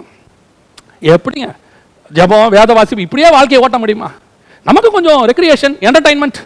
நான் உங்களுக்கு சொல்றேன், ஒருவேளை நான் சொல்றது உங்களால ஏற்றுக்கொள்ள முடியுமான்னு தெரியாது. நீ தேவனோடு கூட நடக்கிற ஒரு விசுவாசியாய், தேவனோடு கூட சஞ்சரிக்கிற ஒரு ஊழியக்காரனாய், தேவனோடு கூட சஞ்சரிக்கிற ஒரு விசுவாசியாய் இருந்தால் உனக்கு வேதம் வாசிக்கிறதுக்கும் அதை தியானிக்கிறதுக்கும் ஜெபம் பண்றதுக்கும் நேரம் பத்தாது. நேரம் பத்தாது. ஊழியம் பண்றதுக்கு நேரம் பத்தாது. நம்ம அந்த அளவுக்கு ஐயோ இன்னும் கொஞ்சம் நேரம் தான் தியானிக்கலாமே, இன்னும் வேத வசனம் தியானிக்கலாமே, இன்னும் கொஞ்சம் வெளிப்பாடு மறைபொருள் கிடைக்குமே. உங்கள் வாஞ்சை வசனத்தின் மேலேயே இருக்கும். உங்களுடைய இருதயத்துக்குள்ள தேவனுடைய சிந்தனை ஓடிக்கொண்டே இருக்கும். வேற எதை பத்தியுமே சிந்திக்காது. அதான் சொல்றேன், நாம தேவனோட வாழ்ற வாழ்க்கை என்பது not an entertainment, it's a transformation. தேவனோட உட்கார்ந்து என்டர்டெயின்மென்ட் பண்றதுக்கு நம்ம சபைக்கு வரல. என்டர்டெயின்மென்ட் பண்றது ஆவிக்குரிய வாழ்க்கை அல்ல. நிஜமா தான் சொல்றேன், நீங்க எவ்வளவு தேவனோட போறீங்களோ அவ்வளவுக்கு என்டர்டெயின்மென்ட் குறையும். அது ஒரு அடையாளம். எவ்வளவு தேவனோட கூட நீங்க நெருங்குறீங்களோ அவ்வளவு உங்களை உலகம் உங்களை விட்டு தூர போகும். உங்களை விட்டு மற்ற மனுஷர்கள் விலகி போவார்கள். இதான் வேறுபாடு உள்ள வாழ்க்கைன்னு சொல்றது. டிஃபரன்சியேஷன், மாறுபாடான சந்ததியை விட்டு விலகி உங்களை ரட்சித்துக் கொள்ளுங்கள் இருக்குது. அதோட அர்த்தம் என்னன்னா, உங்களை நீங்க எவ்வளவு தேவனோட கூட போறீங்களோ அவ்வளவு உலகம் உங்களை விட்டு தூரம் போகும். நான் சொல்றது உள்ளேயும் மாறும். அவ்வளவு உள்ள தேவனை பத்தின எண்ணங்கள் ஓடும். உலகத்தின் சிந்தனைகள் கொஞ்சம் கொஞ்சமா மாறும். நிறைய பேர் என்ன சொல்றாங்க, என்னால இந்த வாட்ஸ்அப்பை விட முடியல, என்னால இந்த மெசேஜ் பார்க்கறத நிறுத்த முடியல, ஃபேஸ்புக்ல இருந்து வெளியே வர முடியல. நிறைய பேர் சொல்லிருக்காங்க. என்ன பண்ணலாம்? உடனே அந்த ஃபேஸ்புக்கை நிறுத்துறதுக்கு அதுல இருந்து வெளியே வரணும். அதுல இந்த ப்ரொசீஜரை விட இது ஒரு மேலான ப்ரொசீஜர் ஒன்று இருக்கு. அது ஒரு சிம்பிள் கான்செப்ட் தான். பிசிக்ஸ், சயின்ஸ் எல்லாத்துக்கும் அது பொருந்தும். என்னன்னு கேட்டா, இருள் இருக்குன்னா இருளை விரட்ட முடியாது, ஒரு லைட் போடணும், அவ்வளவுதான். லைட்டை போட்டோம்னா இருள் தானாவே போயிடும். இந்த ஃபேஸ்புக் விட்டு வெளியே வரணும், வாட்ஸ்அப் விட்டு வெளியே வரணும், எனக்கு அது அடிக்ட் ஆகி உட்கார்ந்திருக்கிறேன், நான் எனக்கு செய்யக்கூடாதுன்னு நினைக்கிறேன், ஆனாலும் நான் அதை செய்யறேன். இதுல எப்படி விடுதலை ஆகிறது? Very simple. நீங்கள் இதை விட்டு வெளியே வரதை பத்தி யோசிக்காதீங்க. தேவனோட நடக்கிறது எப்படின்னு யோசிங்க. நீங்க தேவனோட கூட சேர தொடங்கும் போது இது ஆட்டோமேட்டிக்கா போயிடும். இதை பத்தி நீங்க கான்சென்ட்ரேட் பண்ண வேண்டாம். எப்ப இயேசுவை ஏற்றுக்கொண்டோமோ நம்முடைய பழைய பாவங்கள் எப்படி நம்ம நிறுத்தணும்? நாம நிறுத்தல, இயேசு உள்ளே வந்தோம்னா தானாவே எல்லாம் போயிருச்சு. அதே மாதிரி எவ்வளவு இயேசுவோட நெருங்கிட்டே இருக்கிறோமோ ஆட்டோமேட்டிக்கா நம்மளை விட்டு சின்ன சின்ன பாவங்கள் குறை எல்லாம் வெளியே போயிட்டே இருக்கும். நாம் விடுதலையாக்கப்பட்டவர்களாக இருப்போம். அதைத்தான் யோசுவா செய்தார். மலைக்கு கீழே உட்கார்ந்திருப்பான். மேல போயிருக்கிற மோசே எப்ப வருவாரு? ஆனா ஒரு கூட்டம் என்ன பண்ணுது? பாளையத்துக்குள்ளே புசிக்கவும் குடிக்கவும் களியாட்டம் பண்ணவும் விளையாடவும் தொடங்கினார்கள். இப்ப நம்ம எந்த கூட்டத்துக்குள்ள இருக்கிறோம்? மேல போயிருக்கிற இயேசு கீழே வர தாமதமாகுதுன்னு நினைச்சிட்டு இருக்கிறோம். யோசுவா தாமதமாகுன்னு சொல்லல, இந்த களியாட்டம் பண்றவனுக்கு தான் அது தாமதம். நமக்கு என்னைக்கு இருந்தாலும் மேல போயிருக்க மோசே கீழே வருவான். என்னைக்கு இருந்தாலும் மேல போயிருக்கிற நம்முடைய ஆண்டவர் நிச்சயமா கீழே வருவார். இப்ப என்ன நடக்குது தெரியுமா? இப்போ பாளையத்துக்குள்ள வாதை வந்து விட்டது. வாதையினுடைய விளைவு என்ன தெரியுமா? ஜனங்களுக்குள்ள மிகப்பெரியதான காரியம் நடக்குது. அங்கே மரணங்கள் நடக்குது. இப்போ அந்த 11வது வசனத்துல இருந்து 14வது வசனம் வரைக்கும் வேதம் சொல்லுகிறது, மோசே தேவனை பார்த்து கெஞ்சி பிரார்த்தித்தான். அந்த 13ஆம் வசனம் கடைசியா நீங்க வாசிச்சு பார்த்தீங்கன்னா, உம்மை கொண்டு அவர்களுக்கு ஆணையிட்டு சொன்னீரே என்று கெஞ்சி பிரார்த்தித்தான். 14வது வசனம், அப்பொழுது கர்த்தர் தம்முடைய ஜனங்களுக்கு செய்ய நினைத்த தீங்கை செய்யாதபடிக்கு பரிதாபம் கொண்டார். ஜனங்க அவ்வளோ பெரிய பாவம் செஞ்சாங்க. ஆனா மோசேயோட வேலை என்ன தெரியுமா? ஜனங்களை அவன் கண்டிச்சான். அந்த 2 கற்பலைகளை உடைச்சு ஜனங்களை அங்க கேட்கிறாரு. மோசே ஒரு காரியத்தை கேட்கிறாரு, கர்த்தர் பட்சத்தில் நிற்கிறவர்கள் யார்? அப்போ லேவியர்கள்லாம் ஓரமா வராங்க. மற்றவங்களுக்கு அந்த இடத்துல ஆக்கினை வருது, அது அவன் கண்டிக்கிறது. ஆனால் தேவனிடத்துல போய் எப்படி கேட்கறான் தெரியுமா? ஆண்டவரே, இந்த ஜனங்களுக்காக கெஞ்சி பிரார்த்திக்கிறேன், இவங்களுக்கு ஆணையிட்டு கொடுத்துருக்கீங்களே, வழியில கொன்று போட்டேன்னு சொல்லிடுவாங்களே, இவங்களை எப்படியாவது கொஞ்சம் விடுதலையாக்குங்கப்பா, இவங்களை மன்னிச்சிருங்கப்பா. வசனம் சொல்லுது, அதை தீங்கை செய்யாதபடிக்கு கர்த்தர் பரிதாபம் கொண்டார். இதுதான் தேவபுத்திரருடைய வேலை. இன்னைக்கு கிறிஸ்தவத்துக்குள்ளேயும் சரி, இன்னைக்கு பல விதமான கர்த்தருக்கு பிரியமில்லாத காரியங்கள் நடந்துட்டு இருக்கு. ஒரு பக்கம் கண்டிக்கிறவங்க இருக்கிறாங்க, கண்டிக்கும் போது நமக்கு சில காரியங்கள்லாம் வருது, அதை பத்தி நம்ம பின்னாடி பார்ப்போம். ஆனால் நம்முடைய வேலை என்ன? வெறும் கண்டிக்கிறது மட்டுமல்ல, இவர்களுக்காக தேவனிடத்துல கெஞ்சுவது, ஜெபிப்பது. இந்த கூட்டத்துக்கும் தேவனுக்கும் நடுவில் நாம நிக்கணும், பிரார்த்திக்கணும். உங்க சபைகளில் இப்படிப்பட்டவர்கள் இருப்பார்கள், உங்களுக்கு தெரிஞ்சவங்க இப்படிப்பட்டவங்க இருப்பாங்க. அதாவது வசனத்தை சொன்னா அவங்க ஏற்றுக்கொள்ள மாட்டாங்க, அவங்க தேவனுக்கு விரோதமாய் காரியங்கள் செய்வார்கள். இதுக்கு இந்த விக்கிரக ஆராதனைகளுக்கும் தேவனுக்கும் நடுவில் நின்று ஜெபிக்கிற கூட்டமாய் நீங்கள் நானும் மாறணும். அப்படி ஜெபிக்கிறவர்களைத்தான் கர்த்தர் சொல்லுகிறார், தேவனுடைய புத்திரர் எனப்படுவார்கள். மோசேயுடைய ஜெபம் ஒரு பெரிய கூட்டத்தை கொண்டு போய் கானானிலே சேர்ப்பதற்கு காரணமாக இருந்தது. கர்த்தர் நினைச்சிருந்தாருன்னா அங்கேயே அவங்க அத்தனை பேரையும் அழிச்சு போட்டுருப்பார். அவர் சொல்றாரு, ஆண்டவர் சொல்றாரு, இந்த ஜனங்களை நான் என்ன செய்ய போறேன்? அடிச்சு நொறுக்க போறேங்கிறாரு. மோசே சொல்றாரு, இல்ல இல்ல இல்ல ஆண்டவரே, கொஞ்சம் பரிதாபம் கொள்ளுங்க, கொஞ்சம் இறங்குங்க. இன்னைக்கு எத்தனையோ பரிசுத்தவான்கள் ஜெபம், நான் சொல்லுவேன், இந்திய தேசம் மட்டுமல்ல, உலகத்துல எல்லா தேசங்கள்லையுமே எத்தனையோ கர்த்தருக்கு விரோதமான தீங்கு செய்கிறவர்கள் இருக்கிறார்கள். கர்த்தருக்கு விரோதமான அருவருப்புகள் இருக்கு, கர்த்தருக்கு விரோதமான பாவம் இருக்கு. அப்படி பாவம் இருக்கும்போது கர்த்தருடைய கோபம் அங்கே பற்றி எரியும். அந்த பற்றி எரிகிற கோபத்தை அந்த ஜனங்களை அழிக்காதபடி அந்த ஜனங்களுக்கும் தேவனுக்கும் நடுவில் நிற்கக்கூடிய மத்தியஸ்தராய் சபை இருக்க வேண்டும், நாம் இருக்க வேண்டும், ஊழியக்காரர் இருக்கணும், விசுவாசி இருக்கணும். நாம போடுற முழங்காலுடைய ஜெபம் கண்டிப்பாய் தேவன் தீங்கை அவர்களுக்கு மாற்றுவார், கண்டிப்பா கர்த்தர் செய்வார். ஏன் முடியாது? ஏன் ஜெபிக்க முடியாது? இன்னைக்கு 1000 பரிசுத்தவான்களுக்கு மேல ஜெபிச்சுக்கிட்டு இருக்கிறாங்க. அந்த ஜெபங்களுக்கெல்லாம் கண்டிப்பாய் ஒரு நாள் பதில் வரும், பதில் வராமே போகாது. ஆனா நம்முடைய வேலை என்ன தெரியுமா? ஜெபிக்க வேண்டியது வேலை. அவன் ஜெபிச்சா இந்த தீங்க கர்த்தர் மாத்துவார். யோசிச்சு பாருங்க, நினிவே ஜனங்களுக்கு அழிக்கிறதுக்கு கர்த்தர் வந்துட்டாரு, பட்டயத்தை உருவிட்டாரு. ஆனா அவங்க ஜெபிச்சாங்க. வசனம் சொல்லுது, கர்த்தர் அவர்களுக்கு செய்ய நினைத்த தீங்கை மாற்றினார். அப்போ நாம யாருக்கு நடுவில் சமாதானம் பண்ண வேண்டியவர்களா இருக்கிறோம்? விக்கிரக ஆராதனைகளுக்கும் கர்த்தருக்கு விரோதமான காரியங்களை செய்கிறவர்களுக்கும், ஏன் நம்ம கிறிஸ்தவத்துக்குள்ளேயே சபைகளுக்குள்ளேயே இப்படிப்பட்ட காரியங்களை செய்கிறவர்களுக்கும் தேவனுக்கும் நடுவில் நாம நிக்கணும். அதுக்கு தான் கர்த்தர் நம்மளை அழைச்சிருக்கிறார். முதலாவது யாருக்கு நடுவில் சமாதானம் பண்ணணும்? இப்படிப்பட்டவர்களுக்கும் தேவனுக்கும் நடுவில் சமாதானம் பண்ணணும். இரண்டாவது, மோசே யாருக்கு நடுவில் சமாதானம் பண்ணார்? என்னாகமத்தின் புஸ்தகம் 12ஆம் அதிகாரம் 13வது வசனம். என்னாகமத்தின் புஸ்தகம் 12ஆம் அதிகாரத்துல 13வது வசனத்துல ஒரு காரியம் சொல்லுகிறது, அப்பொழுது மோசே கர்த்தரை நோக்கி, என் தேவனே அவளை குணமாக்கும் என்று கெஞ்சினான். இங்க என்ன சம்பவம் தெரியுமா? இங்க மோசேக்கு விரோதமாக பேசுறாங்க. ஃபர்ஸ்ட் நடந்தது மோசேக்கு விரோதமானது அல்ல, ஃபர்ஸ்ட் நடந்தது கர்த்தருக்கு விரோதமானது. கர்த்தருக்கு விரோதமான காரியங்கள் நடக்கும்போது மோசே ஜனங்களுக்கும் தேவனுக்கு நடுவில் நின்று மத்தியஸ்தனாக நின்று அவன் ஜெபித்தான். கர்த்தர் பரிதாபம் கொண்டார். இங்க நடக்கிற விஷயம் என்ன தெரியுமா? மோசேக்கு எதிராக எத்தியோப்பிய ஸ்திரியை குறித்து அவர்கள் பேசுகிறார்கள். அதாவது மோசே புறஜாதி பொண்ணை கல்யாணம் பண்ணிட்டார். ஏன்னா அவர் மீதியான் தேசத்துக்கு போனார் இல்லையா? இதை குறித்து நிறைய பேர் என்ன சொல்லுவாங்கன்னா, மோசே 2 கல்யாணம் பண்ணிட்டாரு அப்படின்லாம் சொல்லுவாங்க. அதெல்லாம் செய்யல. அந்த மீதியான் தேசம் இருக்கு இல்லைங்களா, அது எங்க இருக்குன்னு கேட்டீங்கன்னா, இப்ப இருக்கிற எத்தியோப்பியா கிடையாது. அந்த இஸ்ரவேலுக்கும் எகிப்துக்கும் நடுவில் அந்த காலத்தில் ஒரு எத்தியோப்பியா இருந்துச்சு. இந்த எத்தியோப்பியாவை தான் நம்ம எஸ்தர் புஸ்தகம் 1:1 வாசிக்கிறோம். இப்போ எத்தியோப்பியாங்கிறது வேற ஆப்பிரிக்கா தேசத்துக்குள்ள இருக்குது. அப்போ உள்ள எத்தியோப்பியா, அங்க அந்த மீதியான் தேசத்துக்கு இன்னொரு பேர் உண்டு, அங்க அதுக்கு ஒரு இனம் உண்டு. அங்க இருக்கக்கூடியவர்கள் தான் அந்த மீதியானர்கள். அந்த மீதியான் தேசத்து ஆசாரியன் பொண்ணு அப்படின்னா அந்த ஊர் பூசாரி பொண்ணு. அது அந்த ஊர்ல இருக்கக்கூடிய வேற வழிபாடு, அந்த வழிபாட்டு பொண்ணை தான் இவர் கல்யாணம் பண்றாரு. அங்கே ஆசாரியர்கள் தான் தேவனை ஆராதிக்கிற ஆசாரியர்கள் கிடையாது, அவங்க வேற. அப்போ அதனாலதான் அங்க வேற ஒரு பிரச்சனையும் வருது. அப்படி வரும்போது இப்போ மிரியாமும் ஆரோனும் என்ன சொல்றாங்க, இவன் என்ன நான் பெரிய ஆள் மாதிரி ஆண்டவருக்கு முன்னாடி பேசுறாரு. ஏன் நம்ம கிட்ட ஆண்டவர் பேச மாட்டாரா? நம்ம கிட்ட பேச மாட்டாரா? பேசுற ஆள் யார் தெரியுமா? மிரியாமும் ஆரோனும். இப்போ இந்த வார்த்தையை மோசே கேட்கவில்லை, அதான் ரொம்ப முக்கியம். இந்த வார்த்தை யார் கேட்கல? மோசே கேட்கல, கர்த்தர் கேட்டுக்கிட்டு இருக்கிறார். நான் எப்பவும் மனசுக்குள்ள வச்சிருக்கிற ஒரு விஷயம், நிறைய பேர் இந்த கடைசி காலத்தில் செய்கிற ஒரு மிக முக்கியமான விஷயம் என்னன்னு கேட்டிங்கன்னா, இந்த கர்த்தரால் அபிஷேகம் பண்ணப்பட்ட ஊழியர்களுக்கு விரோதமாக அவர்கள் பேசுவது. இது இன்னைக்கு லிமிட்டை தாண்டி போயிட்டு இருக்கு. எந்த லிமிட்டை தாண்டி போறது? அருவருப்பான வார்த்தைகள், கெட்ட வார்த்தைகள் பேசுற அளவுக்கு போயிட்டு இருக்குது. அது எங்க போய் முடியும்னு தெரியல. இது என்ன கேட்டா கிறிஸ்தவத்துக்குள்ள நுழைஞ்சிருக்கிறதான தவறான காரியம். இதை நம்ம செய்யக்கூடாது. நம்ம ஒருத்தரை கண்டிக்கிறோம், திருத்தணும் அப்படின்னு டிசைட் பண்ணா அவங்கள கூப்பிட்டு சொல்லலாம், தனிப்பட்ட முறையில் கூப்பிட்டு இப்படி இருக்கு இப்படி பண்ணி பாருங்க, இதை நீ செய்யறது வசனத்தின்படி தப்பா இருக்குது. இல்லையா இன்னும் 2-3 பேர்ட்ட சொல்லி இதை இப்படி செய்ய சொல்லுங்க, அவர் செய்யறாரு அப்படி. அப்படியே அவர் கேட்கலையா, அவருக்கு ஜோம் பண்ணுங்க, அவ்வளவுதான். நான் எப்பவுமே நம்புறது ஒரு விஷயம் என்னன்னு கேட்டீங்கன்னா, நம்ம வார்த்தை ஒருத்தனையும் மாத்தாது, தேவன் தான் மாற்ற முடியும். நாம சொல்றதுனாலயோ அல்லது நாம அவனை கடிந்து கொள்றதுனாலயோ அவன் மாற மாட்டான். உணர்த்த வேண்டியது நம்ம பொறுப்பு. அந்த உணர்த்துவதற்கும் ஒரு முறை இருக்கிறது. அந்த முறையை நம்ம தாண்டக்கூடாது. அதனால என்ன விளைவுனா அவன் திருந்த மாட்டாங்க, நாம பாவம் செய்யறவங்களா மாறிடுவோம், நாம அக்கிரமம் செய்யறவங்களா மாறிடுவோம். அதனாலதான் பிசாசை குறித்து பிரதான தூதன் சொல்லும் போது கூட வசனம் சொல்லுது, அவனை துணிகரமாய் தூஷிக்க துணியாம். அவனை ரொம்ப பிசாச கூட அவங்க கேவலமா திட்ட மாட்டாங்களா? ஏன்? அதுவே ஒரு பிசாசுடைய திட்டம் தான். இந்த கெட்ட வார்த்தை பேச வைக்கிறது பிசாசுடைய திட்டம் தான். அப்ப நாம என்ன செய்யணும்? துணிகரமா யாரையும் திட்டக்கூடாது. அவங்க கிட்ட ஒரு இது இருக்கா, போன் பண்ணி இல்ல இப்படி இருக்கு, இந்த மாதிரி இருக்கு, திருத்திக்கோங்க. முடியலையா, சிலர்லாம் நம்ம சொல்ல முடியாது, அவங்க மேலான இடத்துல இருப்பாங்க. முடியலையா விட்டுருங்க, அவங்க ஜோம் பண்ணுங்க. மிஞ்சினது கர்த்தர் கரத்துல இருக்கு. இப்ப நம்ம என்ன நினைக்கிறோம், அவங்களுக்கு கீழே ஒரு கூட்டம் இருக்கு, நாசமா போகுது. இந்த ஜனங்களுக்கு எது நல்ல உபதேசம் சொல்லுங்க, யார் கெட்டதுன்னு சொல்ல வேண்டாம், எது நல்லதுன்னு சொல்லுங்க. இது சரி, இந்த மாதிரி பண்றது தப்பு, யார் பண்றாங்கன்ற அவசியமே இல்லை. நமக்கு தேவை உபதேசம் தானே ஒழிய பாவி அல்ல. அந்த பாவத்தை எப்படி திருத்துறதுன்னு மட்டும் பாருங்க. இங்க மிரியாம் செய்யறது அதுதான். அவங்க என்ன பேசுறாங்க, ஊழியக்காரனுக்கு விரோதமா உட்கார்ந்து பேசிட்டு இருக்காங்க, கர்த்தரால் அபிஷேகம் பண்ணப்பட்டவனுக்கு விரோதமா பேசிட்டு இருக்காங்க. இத மோசே கேட்கல. சில நேரத்தில் நம்ம பேசுறது யாருக்கு தெரியாது, அந்த கன்சர்ன் பர்சன் கூட தெரியாது. அதான் சொல்வேன், இப்போ நீங்க வாட்ஸ்அப்ல வீடியோ போடுறோம், ஒருத்தரை கண்டிச்சு போடுறோம், அவருடைய பேர் எல்லாத்தையும் திட்டி கிட்டி போடுறீங்க, இது அவருக்கு ரீச் ஆகுமா ஆகான்னு கூட தெரியாது. ஏன் நான் எதுக்கு சொல்றேன்னா, சில பரிசுத்தவான்கள் இந்த வாட்ஸ்அப்பே பார்க்கறது இல்லை. இப்பெல்லாம் சில பரிசுத்தவான்கள் ஃபேஸ்புக்கே பார்க்கறது இல்லை. அவங்க பாட்டு தேவனோட உட்கார்ந்திருக்காங்க, அவங்க கிட்ட குறைகள் இருக்கும், கர்த்தர் அந்த மலையில குறைய தீர்த்துருவார், மாத்திடுவார். ஆனா நம்ம என்ன பண்றோம், இங்க அதை பத்தி பேசிக்கிட்டு உட்கார்ந்திருக்கோம். இப்ப கர்த்தர் சொல்றாரு, 3 பேர் அங்க வாங்க.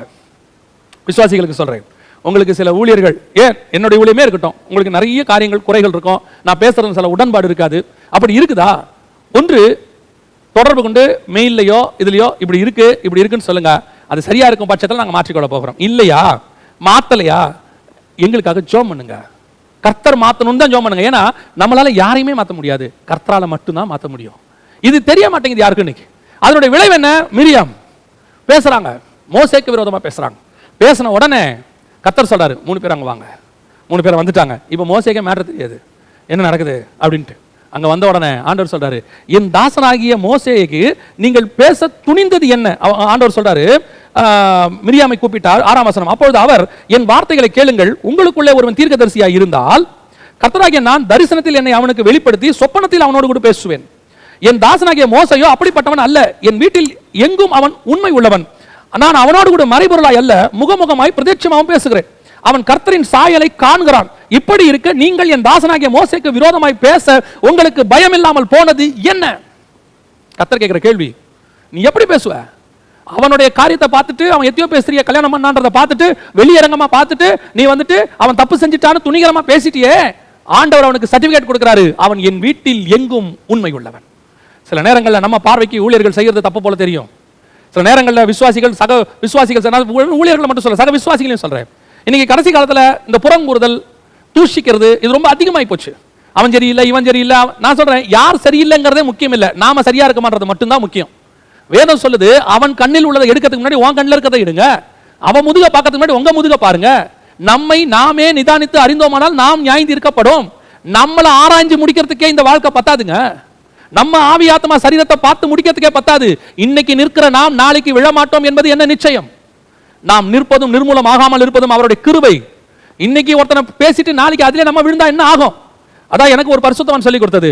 ஒவ்வொரு நாளும் நம்ம பண்ண வேண்டிய ஜெபம், சத்தியம் பேசுறது பெருசு இல்ல, அந்த சத்தியத்துல கடைசி வரைக்கும் நிக்கணும், அதுதான் பெருசு. நமக்கு முன்னாடி எத்தனையோ மேகம் போல திரளான சாட்சிகள் ஓடி முடிச்சவங்க இருக்காங்க. அதே நேரத்தில் சில சாட்சிகள் விழுந்தும் போய் இருக்கிறது, அதுவும் நமக்கு முன்னாடி அலமா கொடுக்கப்பட்டிருக்கு. we must be very careful. கடைசி வரைக்கும் விசுவாசத்தை துவக்கினவர் முடிக்கவும் வல்லமை உள்ளவராக இருக்கிறார். கடைசி வரைக்கும் ஓடி முடிக்கணும், அதுதான் முக்கியம். அதனால இந்த ஓடுற ஓட்டத்துல, நீங்க ஓட்டப்பந்தயம் ஓடும்போது பாருங்களேன், ரொம்ப 100 மீட்டர் ஓடுவான், ரொம்ப வேகமா ஓடுவான். அவன் முடிய போற நேரத்துல வேணா அப்படி திரும்பி பார்ப்பானே ஒழிய, ஓடும் போது யாரையுமே பார்க்க மாட்டான், வேகமா ஓடுவாரு. ஏன்? என்னுடைய டார்கெட் ஓடி முடிக்கிறதா. மத்தவன் கூட ஓடி வரவன் என்ன ஜெயிக்கிறான்ன்றது முக்கியம் இல்ல, நான் ஜெயிக்கணும், அவ்வளவுதான். நம்முடைய வேலை என்னுடைய பரிசுத்த வாழ்க்கையை ஓடி முடித்து நான் பரலோகத்துக்குள்ள பிரவேசிக்கணும். ஒரு பரிசுத்தவானை குறித்து சாட்சி கேள்விப்பட்டேன். அவர் இப்பதான் அவருடைய வாழ்க்கை வரலாறு எல்லாத்தையும் சொல்லியிருந்தாங்க. அதுல அவருக்கு தலைவராக இருந்த ஒரு பரிசுத்தவானை குறித்து சொல்றாரு. அந்த பரிசுத்தவான் 50 வருஷத்துக்கு மேல ஊழியம் பண்ணவர். அவருக்கு கீழே இருக்கிற இவரும் ஒரு 50 வருஷத்துக்கு மேல ஊழியம் பண்ணிட்டு இருக்காரு. அந்த பரிசுத்தவானை குறித்து இந்த பரிசுத்தவான் சொல்றாரு. என்ன சொல்றாரு தெரியுமா? நான் அவரோடு கூட இருந்த நாட்களில் மரணிக்கிற நாள் வரைக்கும் நான் பார்த்த ஒரு நல்ல குணம், அவர் இன்னொரு ஊழியத்தை குறித்தோ ஊழியர்களை குறித்தோ தன் வாயினாலே பேசினது கிடையாது. என்ன குவாலிட்டி பாருங்க. இது ஒரு நம்ம கத்துக்க வேண்டியது. ஆரம்பத்தில் ஒருவேளை நாம இதை செஞ்சிருப்போம், நம்ம வேற யாரைய பத்தி பேசியிருப்போம், தூஷிச்சிருப்போம், புறங்குறியிருப்போம். இன்னைக்கு ஸ்டாப் பண்ணுங்க. இன்னைக்கு அதை மொத்தமா நம்ம ஸ்டாப் பண்ணுவோம். நம்ம என்ன செய்வோம் தெரியுமா? கர்த்தரை பத்தி பேசுவோம், வசனத்தை பேசுவோம், கர்த்தரோடு இருக்கிற உறவுகளை பத்தி பேசுவோம். நம்முடைய வேலை என்ன தெரியுமா? நாம் போய் பரலோகத்தில் சேரணும். அதான் முக்கியம். இப்ப கர்த்தர் கேட்கிறாரு, அவனை பத்தி நீங்கள் பேச பயம் இல்லாமல் போனது என்ன? ஏன்? அவன் அபிஷேகம் பண்ணப்பட்டவன். அபிஷேகம் பண்ணவனை பத்தி பேசுறதுக்கு ஒரு பயம் இருக்கணும்.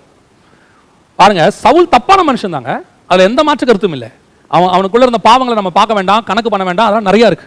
ஆனால் தாவீது சொன்ன ஒரு வார்த்தை என்ன தெரியுமா? அவன் கர்த்தரால் அபிஷேகம் பண்ணப்பட்டவன். தேவன் அவனை அபிஷேகம் பண்ணியிருக்கிறார், அவன் மேல் நான் கை போடுவது எப்படி? அந்த பயம் நமக்கு இருக்கணும். இன்னைக்கு நான் சொல்றது ஊழியக்காரங்களை மட்டும் இல்ல, ஒவ்வொரு விசுவாசியுமே கர்த்தர் அபிஷேகம் பண்ணியிருக்கிறாரு. என்ன அபிஷேகம் பண்ணியிருக்கிறாரு? ராஜாவும் ஆசாரியனாவும் அபிஷேகம் பண்ணியிருக்கிறார். அப்ப சக விசுவாசியை பத்தி பேசுறதுக்கு உனக்கு பயம் இருக்கணும். எனக்கு தெரிஞ்சு ஆவிக்குரிய வாழ்க்கையில அடுத்தவனை குறை பேசி வளர்ந்த ஒருத்தன் கிடையவே கிடையாது. ஆனா அடுத்தவங்களை பேசாம வெறும் தேவனை மத்தி மட்டும் பேசுறவங்க மேல போயிருக்கிறாங்க, நல்லா வளர்ந்துருக்கிறாங்க. அதனுடைய விளைவு என்ன ஆச்சு தெரியுமா? மிரியாம் பார்த்து கர்த்தர் சொல்றாரு, அவள் வெண்குஷ்டமானாள், பாளையத்துக்கு புறம்பாக்கப்பட்டாள். இப்படியே நீங்க பேசிக்கிட்டே இருந்தீங்கன்னா பரலோகத்துக்கு புறம்பாய் மாறிடுவோம். ஏன்? அந்த வார்த்தைகள் உங்களை கொஞ்சம் கொஞ்சமா, ஒரு மனுஷனை பத்தி ஒரு வார்த்தையை நீங்க பேச ஆரம்பிக்கும் போது அவன் மேல உங்களுக்கு கோபமோ அவன் மேல உங்களுக்கு ஒரு வெறுப்போ ஆரம்பிக்குது. அது நாளடைவில் கசப்பாய் மாறும். இந்த கசப்பு வேரூன்றும். இந்த கசப்பு வேரூன்ற பிறகு உங்களுக்குள்ள அந்த மனுஷன் மேல ஒரு மூர்க்கம் இருந்துகிட்டே இருக்கும், ஒரு கோபம் இருந்துகிட்டே இருக்கும், ஒரு கசப்பு இருக்கும். இது உங்களை பரலோகத்துக்கு போக விடாது, இது பாளையத்துக்கு புறம்பாக்கி விடும். மிரியாம் பாளையத்துக்கு புறம்பாக்கப்பட்டாங்க. காரணம் என்ன? மோசேயின் மேல அந்த கசப்பு. மிரியாமுக்கு என்ன தெரியுமா? என்ன இவன் யார்? இந்த மோசே நான் தூக்கி வளர்த்த பையன், இவர் இன்னைக்கு நியாயப்பிரமாணத்தெல்லாம் பேசுறாரு. நிறைய பேர் நினைக்கிறாங்க நான் பார்த்து ஊழியத்துக்கு வந்த பையன், நான் பார்த்து வந்தவன். நான் ஏற்கனவே ஒரு உதாரணம் சொல்லியிருக்கிறேன். ஏலி பார்த்து வளர்ந்தவர் தான் சாமுவேல், ஏலி பார்த்து வளர்ந்தவர் தான் சாமுவேல். ஆனால் கர்த்தர் சாமுவேலோட கூட பேசும்போது நாம் என்ன செய்ய முடியும்? ஏலி அதை கேட்டுக்கொள்ள வேண்டும். கேட்காட்டி கூட பரவாயில்ல, ஆனால் சாமுவேலை பார்த்து சொல்லக்கூடாது, நீ எல்லாம் என்கிட்ட பேசுறியா, நீ எல்லாம் எனக்கு வார்த்தையை சொல்றியா? சில நேரங்களில் கர்த்தர் அப்படிப்பட்டவர்களை எழுப்புவார், ஒன்றும் செய்ய முடியாது. அங்க இருந்த வேதபாரகர், பரிசேயர், இவங்களாம் யார் தெரியுமா? இயேசுவோட வயசுல பெரியவங்க. இயேசுக்கு அப்போ 30-33 வயசு தான். அப்போ அதனால தான் அவன் இவன் பேசுறாங்க. அவங்க காரணம் என்ன? அவங்க எல்லாம் வயசுல பேசுவாங்க. இப்போ நம்ம பார்த்து வந்த ஒரு மரியாளுடைய பையன்பா, இவன் ஒரு தச்சன் பையன், இவன் ஆசாரியம் கூட கிடையாது, இவன் நமக்கு நியாயப்பிரமாணம் சொல்லி கொடுக்கிறானா? அந்த எண்ணம் அவர்களை அழித்து போட்டு விட்டது. அந்த எண்ணம் அவர்களை பாளையத்துக்கு புறம்பாக்கி போட்டு விட்டது. அதான் சொல்றேன், கர்த்தர் யாரை கொண்டும் பேசுவார். நீங்க இந்த மாதிரி ஆள் பேசுறதை கேட்கலனா ஒரு நாள் கழுதை பேச வேண்டி வரும், ஒரு நாள் கழுதையை பேச வைப்பார் கர்த்தர். ஏன்? நீ மனுஷன் பேசின, நான் அனுப்பின ஆளை பேசுறது கேட்கல, கழுதை பேசுறதை கேட்க வேண்டி வரும் பார். யாரை கொண்டு கர்த்தர் பேசினாலும் ஆண்டவர் பேசுறாரான்னு மட்டும்தான் பார்க்கணும். ஆண்டவர் கல்லுகளிலிருந்து பேசுவதற்கு வல்லமையுள்ளவராக இருக்கிறார். ஆண்டவர் நினைச்சாருன்னா எதுல இருந்து வேணா பேசுவார், இடி முழக்கத்தை போல பேசுவார், பெருங்காற்றை போல பேசுவார், எதுல இருந்து வேணா கர்த்தர் பேசுவார். நாம வேலை கர்த்தர் பேசுறதை கேட்கறது மட்டும். அவர் எந்த மோடை யூஸ் பண்றாருங்கிறது முக்கியமே இல்லை. சின்ன பையனையும் யூஸ் பண்ணுவாரு, பெரிய பையனையும் யூஸ் பண்ணுவாரு, வயசானவனையும் யூஸ் பண்ணுவாரு, வாலிபர்கள் தீர்க்க தரிசனம் உரைப்பார்கள், சொப்பனங்களை காண்பார்கள், எல்லாம் நடக்கும். பாலகர் வாயில துதியை உண்டு பண்ணுவார். அப்படி ஒரு காலம் வரும்போது அதையும் கேட்கணும். அப்ப நம்ம இன்னைக்கு என்ன செய்யறோம்? மோசே பேசலாமா? இப்ப நடந்தது என்ன? மோசேவுடைய காரியத்துக்கு கர்த்தர் சர்டிபிகேட் கொடுத்துட்டார். என்ன கொடுத்துட்டாரு? அவன் என் வீட்டில் எங்கும் உண்மை உள்ளவன். இந்த ஒரு வார்த்தைக்கு பின்னாடி எவ்வளவு பெரிய விஷயங்கள் இருக்கு தெரியுமா? நம்ம அதை மட்டுமே தனியா ஒரு மெசேஜா எடுக்கலாம், என் வீட்டில் எங்கும் உண்மை உள்ளவன்ங்கிறதுக்கு மட்டுமே. ஆனால் இப்பொழுது மோசேக்கு பார்த்து கர்த்தர் சர்டிபிகேட் கொடுத்துட்டாரு. இப்போ மிரியாம் அந்த தண்டனையை பெற்றுக்கொண்டாங்க. ஆனால் அந்த ரெண்டுத்தையும் விட டாப்பான வேலையை ஒன்று செய்வார் மோசே. அவர் என்ன செய்யறார் தெரியுமா? வசனம் சொல்லுது, என்னாகமத்தின் புஸ்தகம் 12:13 மோசே கர்த்தரை நோக்கி, என் தேவனே அவளை குணமாக்கும் என்று கெஞ்சினான். ஏன்? எதனால கெஞ்சினான்? மோசே கிட்ட என்ன தெரியுமா நினைச்சிருப்பா மோசே? இந்த அம்மா ஒரு வார்த்தை பேசிருச்சாண்டவரை. இப்போ நம்மளா இருந்தால் இப்படி இந்த சம்பவம் நடக்கும்போது நம்மள அந்த இடத்துல வச்சு பாருங்களேன், அந்த சம்பவத்தில் நம்மளை வச்சு பாருங்க, என்ன நடந்திருக்கும்? எனக்கு விரோதமா பேசினல்ல பாத்தியா, ஜாக்கிரதை.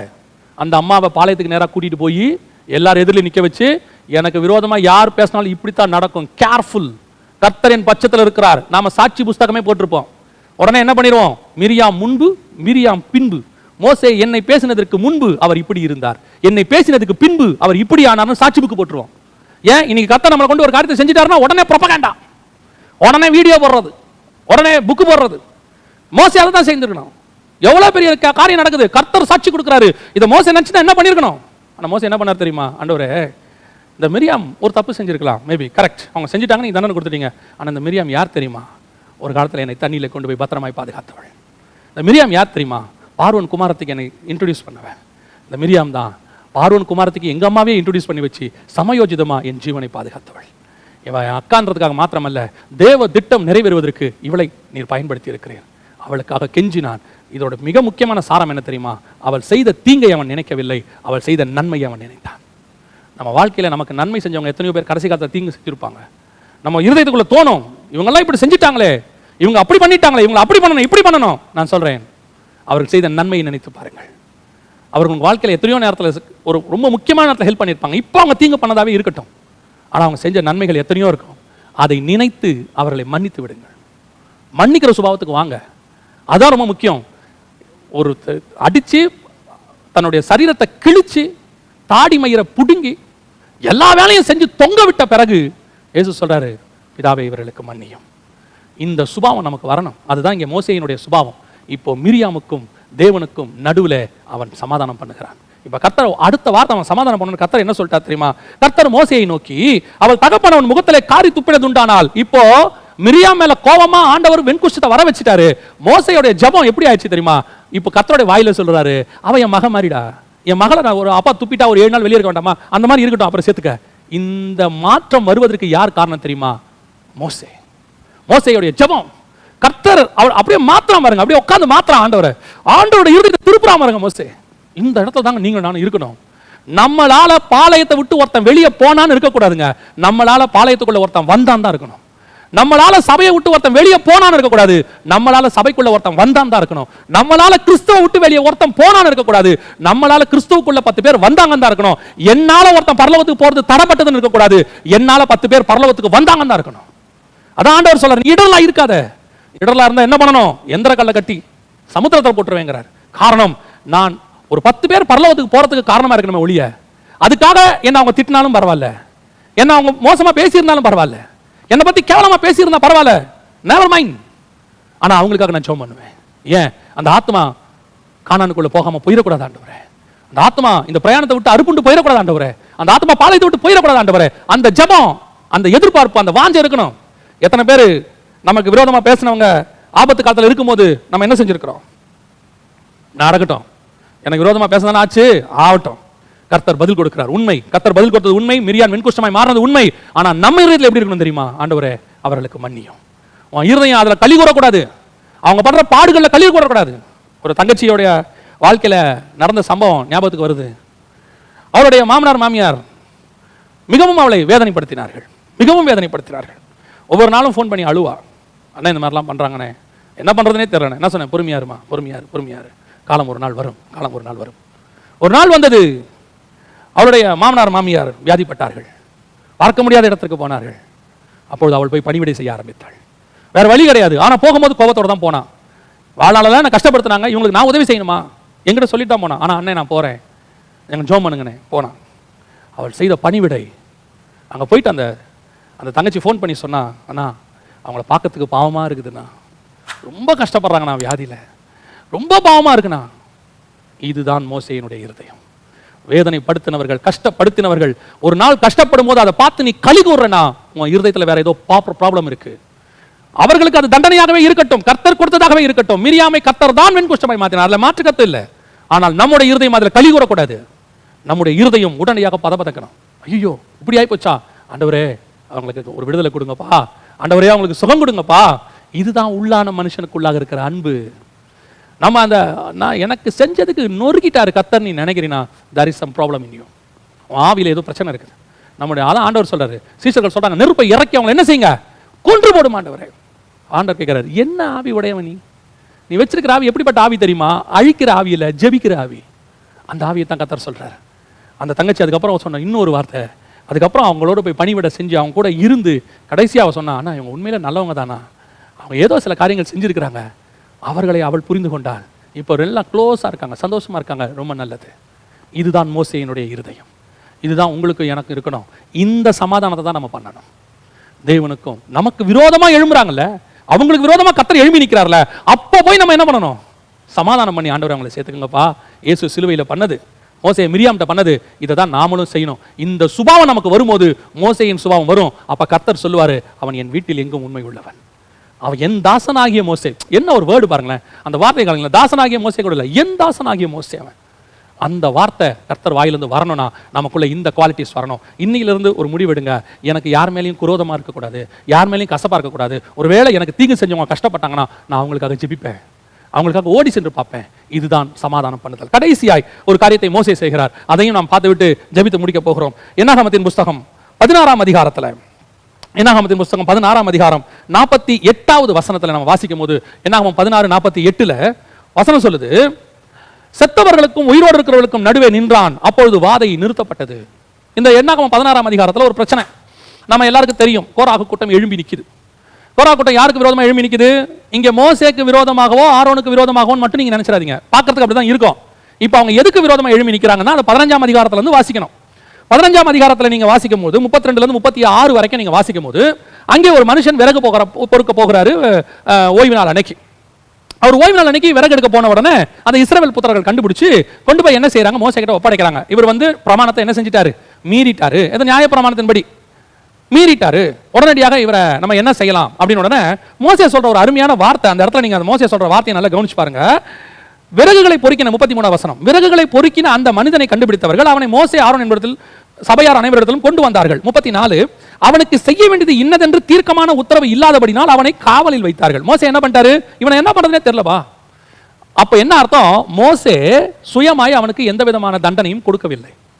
மோசே யோசிச்சு என்ன இப்படி பண்ணலான்னு ஆலோசனை சங்கத்தை கூட்டி என்ன செய்யல, ஒண்ணுமே செய்யல. அவன் என்ன சொல்றான், இவங்க அப்படியே வைங்க, பத்திரமா வைங்க, தீர்க்கமான முடிவு இன்னும் ஒண்ணுமே வரல, எதுக்கு நம்ம கர்த்தர்ட்ட போய் விசாரிப்போம். விசாரிச்ச உடனே கர்த்தர் சொல்ற ஒரு தண்டனையை கொடுக்குறாங்க அவனுக்கு. இந்த காரியம் முடிஞ்சிருச்சு. முடிஞ்ச உடனே 16ஆம் அதிகாரத்துல ஒரு கூட்டம் எழும்புது, கோராகு கூட்டம். நம்ம எல்லாருக்கும் தெரியும். இந்த கோராகு கூட்டம் யாரு அப்படின்னு பாத்தீங்கன்னா லேவி கூட்டம். மோசே யாரு, லேவியன், அதாவது ஆசாரியத்துவத்துக்குன்னு பிரித்தெடுக்கப்பட்ட கூட்டம், ஊழியக்காரர்கள்னு வச்சுக்கோங்க. ஒரு ஊழியக்கார கூட்டம் எழும்புது.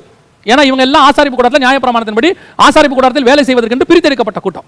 இப்ப இந்த கூட்டம் தான் எழும்புது. என்ன சொல்லி எழும்புது, 4ஆம் வசனத்துல 7வது வசனத்துல, நீங்கள் மிஞ்சி போகிறீர்கள். யாரை பார்த்து, மோசேயையும் பார்த்து ஆரோனையும் பார்த்து சொல்றாங்க, நீங்கள் மிஞ்சி போகிறீர்கள். ஏன் மிஞ்சி போறோம், என்னமா நீங்க அந்த மனுஷனுக்கு தண்டனை கொடுக்குறீங்க. மோசே கொடுத்த தண்டனை யார் கொடுத்தது, மோசே கொடுத்தது இல்ல, கர்த்தர் சொல்லி மோசே கொடுக்குறான். அதுவும் ஒரு தடவைக்கு 2 தடவை கிளாரிஃபை பண்ணிக்கிறான் ஆண்டவர்கிட்ட. கிளாரிஃபை பண்ணி என்ன பண்றதுன்னு தெரியல ஆண்டவரே, என்ன பண்ணலாம், அது வரைக்கும் அவனை காவல்ல வைங்க, ஒன்றும் பண்ணிடாங்க, சேஃபா வைக்கிறான்.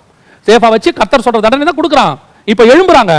எழும்பிட்டு அவங்க என்ன சொல்றாங்க, நீங்கள் மிஞ்சி போகிறீர்கள், நீங்க ரொம்ப ஓவரா போறீங்க. ஏன் அவங்க சொல்ற 2 வார்த்தை, அந்த வசனத்தை படிச்ச போது எனக்கு என்னவோ அந்த வார்த்தையில ரொம்ப ஆச்சரியமான ஒரு விஷயம் இருந்துச்சு. 3வது வசனம், 16ஆம் அதிகாரம் 3வது வசனம், மோசேக்கும் ஆரோனுக்கும் விரோதமாய் கூட்டம் கூடி அவர்களை நோக்கி நீங்கள் மிஞ்சி போகிறீர்கள், சபையார் எல்லோரும் பரிசுத்தமானவர்கள், கர்த்தர் அவர்கள் நடுவில் இருக்கிறாரே. நல்லா கவனிச்சுங்க, சொல்றது யார் தெரியுமா, கோராகு கூட்டம். அவன் பாவம் செஞ்சிட்டான் தான் தண்டனை கொடுத்தாங்க. இவன் சொல்றான் அவர்கள் பரிசுத்தமானவர்கள். நீங்க பரிசுத்தமானவனுக்கு தண்டனை கொடுத்துட்டீங்க, அவன் நல்லவன் தான், ஏன் நீங்க அவனை கொண்டீங்க, ஏன் அவனுக்கு இந்த தண்டனையை கொடுத்தீங்க. ஒரு ஊழியக்கார கூட்டம் எழும்பி கேட்குது. கர்த்தர் ஒரு காரியத்தை சொல்றாரு, அந்த காரியத்தை மோசே செய்யறாரு. மோசே செய்யற அந்த காரியத்துக்கு விரோதமாக எழும்பி இவங்க சொல்றது என்னன்னா அவர்கள் பரிசுத்தமானவர்கள்.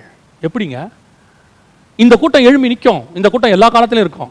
எரேமியா காலத்தில் இருக்கும், அது அப்புறம் இயேசு காலத்தில் வரும். இயேசு பிரமாணத்துல இருந்து கரெக்டா போதிப்பாரு, அதுக்கு ஒரு கூட்டம் எழும்பி நிற்கும். இந்த காலத்திலும் இருக்கும். கர்த்தர் ஒன்னு பைபிள்ல இருந்து சொல்வாரு, அதெல்லாம் கிடையாது. ஜனங்க பரிசுத்தமானவங்க. கர்த்தர் சொல்றாரு ஒரு தீங்கு வருது, இந்த தீங்குக்கு நடுவில் என்னென்ன காரணம்னு சொல்லி பைபிள்லயும் இருக்கும். கொள்ளை நோய் எப்ப வரும், பஞ்சம் எப்ப வரும், வெட்டுக்கிளி எப்ப வரும், இந்த வரது கூடத்துக்கு எல்லாம் ஆண்டவர் காரணம் வச்சிருக்காரு. அந்த வரக்கூடிய சம்பவங்கள்லாம் பைபிள்ல இருக்கு. ஆனா இப்ப வந்தா என்ன சொல்லுவாங்க, அதெல்லாம் கிடையாது, ஜனங்கள் பரிசுத்தமானவர்கள், அதெல்லாம் நீங்க அப்படி சொல்லக்கூடாது. அடுத்து கர்த்தர் அவர்கள் நடுவில் இருக்கிறாரே, இல்லையே. இவங்க நினைச்சுக்கிட்டாங்க கர்த்தர் நம்ம நடுவில் இருக்கிறாரு, நாமெல்லாம் பரிசுத்தம் தான், இவனுங்க தான் நம்ம கண்டிப்புன்னு பேசுறானுங்க, என்னமோ இவனுங்க தான் ஆண்டவர் சொல்ற மாதிரி நினைச்சுக்கிறாங்க. ஒரு நாள் வந்தது கோராகு கூட்டத்துக்கு ஒரு தண்டனை கிடைத்தது. ஒரு நாள் கர்த்தர் மோசையோடு கூட ஆரோனோடு கூட இருக்கிறார் என்பதை நிரூபித்து காட்டினார். ஆனா இந்த லேவி கூட்டம் யார் தெரியுமா, அதாங்க ரொம்ப ஆச்சரியம். 32ஆம் அதிகாரத்துல யாத்ராகமத்துல அவங்க பிரச்சனை பண்ணாங்களே கண்ணுக்குட்டியில, அன்னைக்கு அவர்கள் தான் மோசே பக்கம் நின்றவர்கள். அதே லேவி கூட்டம் தான் மோசே, இதே கோரா கூட்டம் தான் மோசே கூட வந்து நின்னாங்க. மோசே கேட்கிறார், கர்த்தர் பட்சத்தில் நிற்கிறவன் யார்? இப்ப ஏன் இது வருது, கர்த்தர் மோசே கண்டு ஒரு காரியத்தை செய்ய செய்ய செய்ய செய்ய மேல போகும்போது இந்த கீழே இருக்கிற கூட்டத்துக்கு என்ன வருது, ஒரு கோபம் வருது. இது என்ன செய்யுது? என்னமா இந்த ஆள் தான் பெருசா பேசுறான், இந்த ஆள் கூட தான் கர்த்தர் இருக்கிற மாதிரி பண்றான், இந்த ஆள் தான் நம்ம கர்த்தர் சொல்றதெல்லாம் சரின்ற மாதிரி வேதவாசம் எடுத்து பேசிட்டு இருக்கிறான், நீ ரொம்ப மிஞ்சி போறீங்கடா சொல்றாங்க. நீங்க ரொம்ப மிஞ்சி போறீங்க. அவங்க சொல்ற வார்த்தை, நாங்களாம் நல்லா தான் இருக்கிறோம், பரிசுத்தமா தான் இருக்கிறோம், கர்த்தர் எங்க கூட தான் இருக்கிறாரு நிரூபித்து காட்டினார் கர்த்தர் ஒரு நாள். இவர்களும் ஒரு காலத்தில் மோசேயை வாழ்த்தினவர்கள் தான், ஒரு காலத்தில் மோசேவை புகழ்ந்தவர்கள் தான், மோசே பட்சத்தில் நின்றவர்கள் தான். அதை தான் சொல்றேன், ஒரு காலத்தில் உங்க கூட இருந்து கர்த்தர் உன்னோடு கூட இருக்கிறான்னு சொன்னவனே உனக்கு விரோதமா எழும்புவாங்க. கர்த்தர் உங்க கூட இருக்கிறாரு, கர்த்தர் உன்னை பத்தி பேசுறாரு, கர்த்தர் நீ பண்ற ஜெபத்துக்கெல்லாம் பதில் கொடுக்கிறாரு, கர்த்தர் மூலமா பேசுறதெல்லாம் தீர்க்க தரிசனம், இப்படி நிறைய பேர் சொல்லுவாங்க, கூடவே இருப்பாங்க. ஒரு நாள் இவர்களே உனக்கு விரோதமா எழும்பி நிற்பார்கள். இது லேவி கூட்டம், கோராகு. இவங்க யாரு? மத்த கோத்திரம் இல்ல, சக லேவி கோத்திரம். யாரு? ஒரு காலத்துல உன்னோடு கூட மலைக்கு கீழே தேவனுக்காக நின்ற கூட்டம். ஒரு காலத்துல நின்றவர்கள், ஒரு காலத்துல எதிராக. அதனால தான் எப்பவும் சொல்லுவேன், மனுஷனுடைய ஆதரவை மெய்யான ஆதரவு கிடையாது. மனுஷ தயவை கர்த்தர் உண்டாக்குறாரு. அந்தந்த காலத்துல ஒரு மனுஷனை உண்டாக்குவாரு. அந்த மனுஷன் தான் கடைசி வரைக்கும் எனக்கு அப்படிங்கிற நினைப்பு வரவே கூடாது. அந்த நினைப்பு வந்தா அவனை தூக்குவாரு கர்த்தர். அவனை விட்டு அவனை கர்த்தர் தூக்குவார். நம்மளுடைய நினைப்பு எப்படி தெரியுமா? கர்த்தர் தான் கடைசி வரைக்கும் எனக்கு துணை. சில நேரத்தில் நம்ம நினைச்சுப்போம், இவர் இருந்தா நம்ம கூட இருந்தாருன்னா ரொம்ப பிரயோஜனமா இருக்கும். பிரயோஜனமா இருக்கும் கர்த்தர் நியமிக்கிற வரைக்கும். நான் சொல்லுவேன், கடைசி வரைக்கும் அப்படிப்பட்ட ஆட்களை கர்த்தர் நியமிப்பார். எப்ப தெரியுமா? நீ கர்த்தரையே பார்த்துட்டு இருக்கணும். எப்போ உன் பார்வை மனுஷனை நோக்கி திரும்புதோ அந்த மனுஷனை கர்த்தர். ஏன் தெரியுமா? நம்முடைய கர்த்தர் இருக்கிறாரு, அவர் ஜெல்லஸ் கார்டு. நம்முடைய கர்த்தர் இருக்கிறாரு, ரொம்ப எதிர்பார்ப்பாரு. நம்ம அன்புல கொஞ்சம் எங்கேயாவது மாறிச்சு ஒத்துக்க மாட்டாரு. அது மனுஷன் மேல மட்டும் இல்ல, நீங்க வேற எதையாவது ரொம்ப நேசிச்சு பாருங்களேன். ஆபிரகாம் கிட்ட ஏன் ஈசாக்க கேட்டார் தெரியுமா? அவன் ரொம்ப நேசிக்க ஆரம்பிச்ச பிறகு இப்ப இந்த ஆபிரகாம் என்ன நேசிப்பானா, பையனை நேசிப்பானா? சோதித்து பார்த்தார்னு இருக்குது அந்த இடத்துல, 22ஆம் அதிகாரம் ஆதியாகமத்துல. சோதித்து பார்த்தார். அதே தான் ஆண்டவர் செய்வார் நம்மளுடைய லைஃப்லங்க. எல்லாத்த விட ஆண்டவர் தாங்க ஃபர்ஸ்ட். ஆண்டவருக்கு அப்புறம் தான் எல்லாம். அந்த தாட்டு வந்துடணும். ஓ, இவர் நம்ம கூட இருக்கிறாரு, இவங்க நம்ம கூட இருக்கிறாங்க, நம்மளை இந்த ஸ்தாபனம் காப்பாற்றும், நம்மளை அவங்க காப்பாற்றுவாங்க, நம்மளை இவங்க காப்பாற்றுவாங்க. நான் சொல்றேன், நம்மளை கர்த்தர் மட்டுமே காப்பாற்றுவார், வேற யாரும் காப்பாற்ற மாட்டாங்க. இன்னும் நான் கூட சொல்றேன், நிறைய பேர் என்ன நினைக்கிறாங்கன்னா, அந்த அரசாங்கம் காப்பாற்றும், இந்த ஆட்சி காப்பாற்றும், இந்த எம்எல்ஏ காப்பாற்றும், அவர் இருந்தாலும் நமக்கு பிரயோஜனமா இருக்கும். இல்லைங்க, நம்ம ரொம்ப ஒருத்தரை நினைப்போம், இவர் இருந்தால் நல்லா இருக்குமே, அவங்க இறந்து போயிடுவாங்க, ஒரு காலத்தில் கடந்து போவாங்க. அது இயல்பு, கடந்து போவது இயல்பு. சாகாத ஒருத்தர் நம்மோடு கூட கடைசி வரைக்கும் இருப்பார். அவர் தான் ஆண்டவராகிய இயேசு கிறிஸ்து. இப்போ கோரா கூட்டம் அகைன்ஸ்டா எழும்பிருச்சு. இப்ப கோரா கூட்டத்துக்கு கர்த்தர் தண்டனை கொடுத்துட்டாரு. ஆனா என்னன்னா, இந்த கூட்டத்தையும் ஒரு கூட்டம் நம்புது. இந்த கூட்டத்தை என்ன செய்யுது? ஒரு கூட்டம் நம்புது. நம்பி இவங்க பின்னாடியும் போகுது. அப்படி போகும்போது இவர்களுக்கு வந்த வாதை யாருக்கு வருது? அவங்களுக்கும் வருது. இப்ப பாளையத்துக்குள்ளே வாதை வந்துருச்சு. மோசே சொல்றாரு, அருமையான வார்த்தை. மோசே தேவனுக்கு முன்பாக முகம் குப்புற விழுந்து ஆண்டவர் சொல்றாரு, இந்த சபையாரை விட்டு விலகுங்கள். 14ஆம் அதிகாரம் 45ஆம் வசனத்துல, இந்த சபையாரை விட்டு விலகுங்க, ஒரு நிமிஷத்துல அவர்களை அதமாக்குவேன் என்றார். உடனே இவர்கள் முகம் குப்புற விழுந்து, இந்த காட்சியை நான் யோசித்து பார்த்தேன். வசனம் சொல்லுது, அவர்கள் முகம் குப்புற விழுந்தார்கள். விழுந்துட்டாங்க கீழே. விழுந்து மோசே ஆரோனை நோக்கி படுத்துக்கிட்டே திரும்பி சொல்றான். முதங்குப்புறம் விழுந்துட்டாங்க. விழுந்துட்டு மோசே ஆரோனை நோக்கி, நீ தூப கலசத்தை எடுத்துக்கொண்டு பலிபீடத்திலிருக்கிற அக்கினியை அதில் போட்டு அதன் மேல் தூப வர்க்கம் இட்டு சீக்கிரமாய் சபையாரத்தில் போய் அவர்களுக்காக பாவ நிவர்த்தி செய். கர்த்தருடைய சந்நிதியில் இருந்து கடும் கோபம் புறப்பட்டது, வாதை தொடங்கிற்று என்றான். அப்படின்னா என்ன அர்த்தம்? இவன் படுத்துக்கிட்டே சொல்றான் ஆரோன் கிட்ட, சீக்கிரம் ஓடு, தூப கலசத்தை எடு, அக்கினியை போடு, தூப வர்க்கத்தை போடு, சீக்கிரம் ஓடு, பாளையத்துக்கு ஓடு. படுத்துக்கிட்டே சொல்றான், ஓடு ஓடு. ஏன் நீ என்ன பண்ற? நான் இவரை கூல் பண்றேன், இவர் என்ன தாண்டி வரமாட்டாரு, இவரை நான் இவர்கிட்ட பேசுறேன், நீ அங்க போ, நீ போய் நடுவில் நில்லு. இந்த தூப வர்க்கமும் மோசையும் சேர்ந்து வாதையை நிறுத்தி விட்டார்கள். அப்படின்னா மோசையோட லைஃப் ஸ்டைல பாருங்க. இப்ப என்ன நடக்குது? பேசினவ யாரு? எனக்கு விரோதமா பேசின ஒரு கூட்டம். ஃபர்ஸ்ட் மோசையை பேச சொந்தக்காரன் பொறாமையில பேசினான். முதல்ல நடந்தது கர்த்தருக்கும் தேவ ஜனங்களுக்கும் உள்ள பிரச்சனை. இப்ப என்ன தெரியுமா?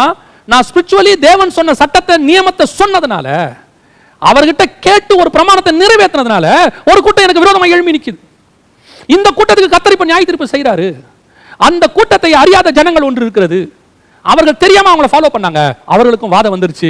இப்ப சொல்றான், இந்த வாதை எல்லாரையும் அழிக்காதபடிக்கு ஓடு, ஓடி போய் தூப கலசத்துல தூப வர்க்கத்தை போடு, அக்கினியை போடு. இதுக்கு ஒரு ஆவிக்குரிய சத்தியம் என்ன தெரியுமா?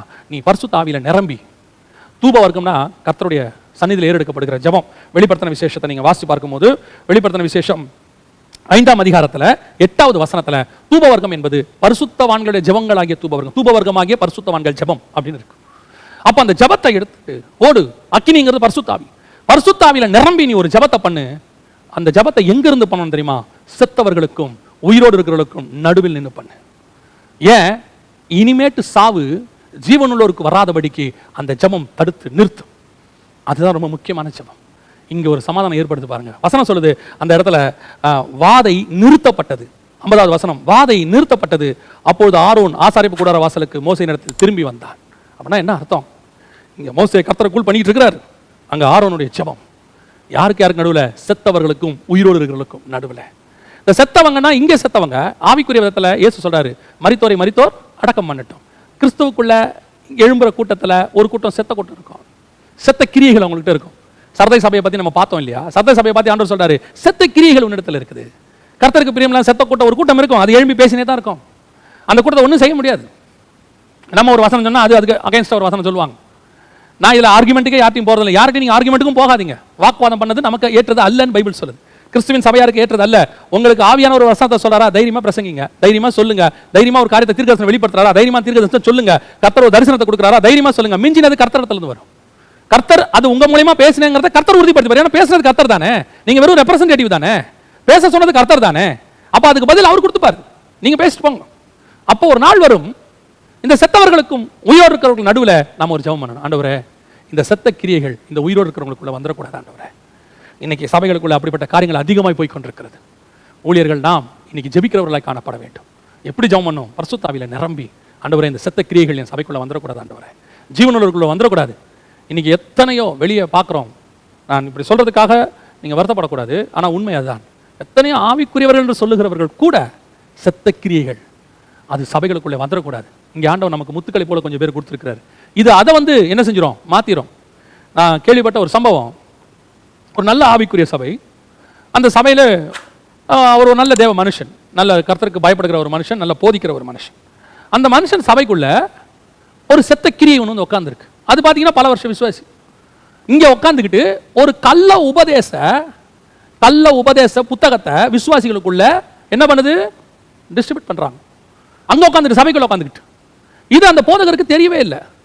கிட்டத்தட்ட ஒரு 2-3 மாசம் போன பிறகு ஒரு விசுவாசி வந்து கேட்குறாங்க, ஆண்டவரே பாஸ்டர், இந்த மாதிரி இருக்குதே, வசனம் இப்படி இருக்கு, நீங்க இப்படி போதிக்கிறீங்களே.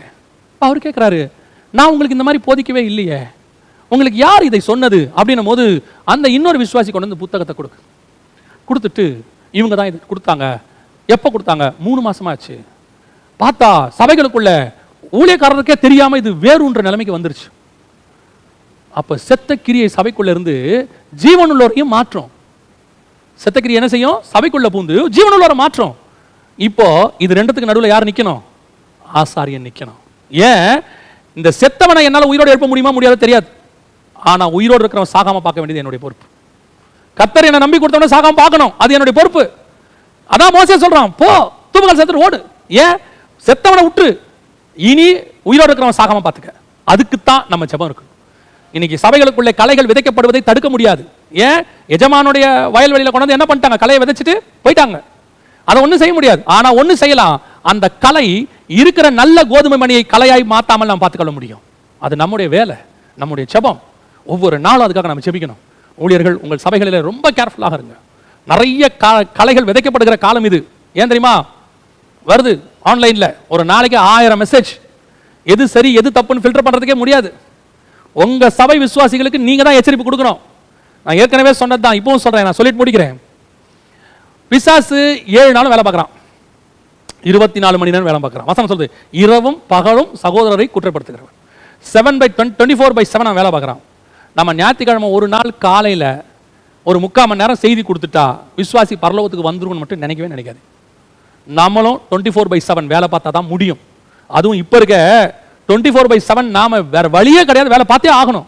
எந்த வழியா கள்ள உபதேசம் வருது, யார் வழியா? அன்னைக்காவது நம்ம சபை நடத்தும் போது, ஒரு கூட்டம் நடத்தும் போது விசுவாசி வீட்டுக்கு வந்து பேசுவாங்க. மிஞ்சி போச்சுன்னா எங்கேயாவது யாராவது ஒருத்தர் ஒரு ட்ராக்ஸ் கொடுப்பாங்க. கள்ள உபதேசக்காரங்களை சொல்றேன், இதை தவிர வேற வழி கிடையாது. இப்போ அப்படி இல்லை, ஆன்லைன். இப்போ யாரோ ஒரு நாளைக்கு 1000 மெசேஜ் போதாத குறைச்சலுக்கு உட்காந்து இருக்கிற கான்டாக்டுக்கு எல்லாம் ஃபார்வேர்டு. இதை ஒரு பொழப்பாவே ஒரு குரூப் செஞ்சுக்கிட்டு இருக்கு உட்காந்து. ஏன்னா வேற வேலை இல்லைங்களா, லாக்டவுன்ல வீட்டுக்குள்ள இருக்குதா, எதை கிடைச்சாலும் ஃபார்வேர்ட். அதுல என்ன இருக்குன்னு கூட பாக்குறது இல்ல, உடனே வந்த உடனே ஃபார்வேர்ட். இதனுடைய விளைவு என்ன? கலைகள் அப்படியே விஸ்தாரமா பரவுது, பிசாசுடைய திட்டத்துல ஒண்ணு. அதான் நான் இப்போ விசுவாசிகளுக்கு சொல்லுவேன், எல்லாத்தையும் ஃபார்வேர்ட் பண்ணாதீங்க. ஊழியக்காரங்க எதையுமே ஃபார்வேர்ட் பண்ணாதீங்க. நம்ம வேலை அது இல்லைங்க, எதையுமே ஃபார்வேர்ட் பண்றது நம்ம வேலை இல்ல. நல்ல செய்தி கூட இருக்குதா, அதை கேட்டுங்க. முதல்ல உட்காந்து நல்லா கேளுங்க, அந்த செய்தியை முழுசா கேளுங்க. ஃபுல்லா கேட்டுட்டு அது பிரயோஜனமா இருக்கும் அப்படின்னு உங்களுக்கு தெரிஞ்சா ஃபார்வர்ட் பண்ணுங்க. இல்ல அந்த செய்தியை கேட்கறதுக்கு உங்களுக்கு நேரம் இருக்காது, 55 நிமிஷம் 1 மணி நேரம் உங்களால கேட்கவே முடியாது, ஃபார்வர்டும் பண்ணாதீங்க. தெரியாத விஷயத்தை ஏன் ஃபார்வர்ட் பண்றீங்க? அதை ஃபார்வர்டே பண்ணாதீங்க, அப்படியே விட்டுருங்க. விசுவாசிகளுக்கு சொல்றேன், உங்களுக்கு ஒரு நல்ல விஷயம் ஃபார்வர்ட் பண்ண தோணுதா, முழுசா பாருங்க, பார்த்து முடிச்சு தேவைப்பட்டா ஃபார்வர்ட் பண்ணுங்க, இல்ல ஃபார்வர்டும் பண்ணாதீங்க. இன்னைக்கு ஏன் தெரியுமா, நீங்க இன்னைக்கு ஒருத்தருடைய மெசேஜை ஃபார்வர்ட் பண்ணிடுவீங்க, நாளைக்கு அவரே தவறான மெசேஜ் கொடுப்பாரு. நீங்க என்ன நினைச்சுப்பீங்க, அந்த மெசேஜ் நல்லா கொடுத்தாரு, இந்த மெசேஜ் நல்லா தான் கொடுப்பாருன்னு நினைச்சிட்டு ஃபார்வர்ட் பண்ணுவீங்க. அது உள்ள ஒரு கலை இருக்கும். அதுக்கு தான் சொல்றேன், உங்களுக்கு ட்ரஸ்ட்ஃபுல்லா நல்ல செய்தியை முழுசா, எல்லா செய்தியும் முழுசா பாருங்க. இது உள்ள கர்த்தருக்கு விரோதமான காரியம் எதுவும் இல்லைன்னா ஃபார்வர்ட் பண்ணுங்க, இல்லைன்னா ஃபார்வர்ட் பண்ணாதீங்க. இன்னைக்கு நம்முடைய வேலை, மிக முக்கியமான ஊழியக்காரருடைய கடைசி வேலை என்ன தெரியுமா, அதுவும் இந்த காலத்தில் செய்ய வேண்டியது, செத்தவர்களுக்கும் உயிரோடுக்கும் நடுவில் நாம் நிற்க வேண்டிய இடத்துல இருக்கிறோம். நம்முடைய தூப கலசத்தில் அந்த தூப வர்க்கம் ஜெபம், பரிசுத்தாவின் அக்கினியோடு கூட செய்ய வேண்டிய ஜெபம். ஏன்னா நம்ம ஆத்மாக்களை காப்பாற்ற வேண்டியது ரொம்ப முக்கியம். ஏன்னா இன்னைக்கு கலைகள் அவ்வளவு உள்ள வர தொடங்கிருச்சு. அதே நேரத்தில் நான் உலக பிரகாரமாயும் சொல்றேன், வெளியே மரணங்கள் ஓலாம், ஜீவனுள்ளவர் நம்ம கூட இருக்கிறாங்க. அந்த வாதைகள் எதுவும் நமக்குள்ள வராம அதுக்கு நடுவில் நிற்க வேண்டியது ஊழியக்காரருடைய பொறுப்பு. நீங்க கரங்களை உயர்த்தி ஜெபம் பண்ணீங்கன்னா இந்த வாதை சபைகளுக்குள்ளே வராது. கரங்களை உயர்த்தி ஜெபம் பண்ணீங்கன்னா இந்த வாதை விசுவாசி வீட்டுக்குள்ளே வராது. கரங்களை உயர்த்தி ஜெபம் பண்ணீங்கன்னா இந்த வாதை ஆவிக்குரியவர்களுக்குள்ளே வராது. காரணம், அந்த தூப கலசத்திலிருந்து வரக்கூடிய தூப வர்க்கத்திற்கு கர்த்தர் பதில் கொடுக்கிறவராகவே இருக்கிறார். சமாதானம் பண்ணுகிறவர்கள் பாக்கியவான்கள். செத்தவர்களுக்கும் நடுவிலே உயிரோடு இருக்கிறவர்கள் நடுவிலே அவன் நின்றான்.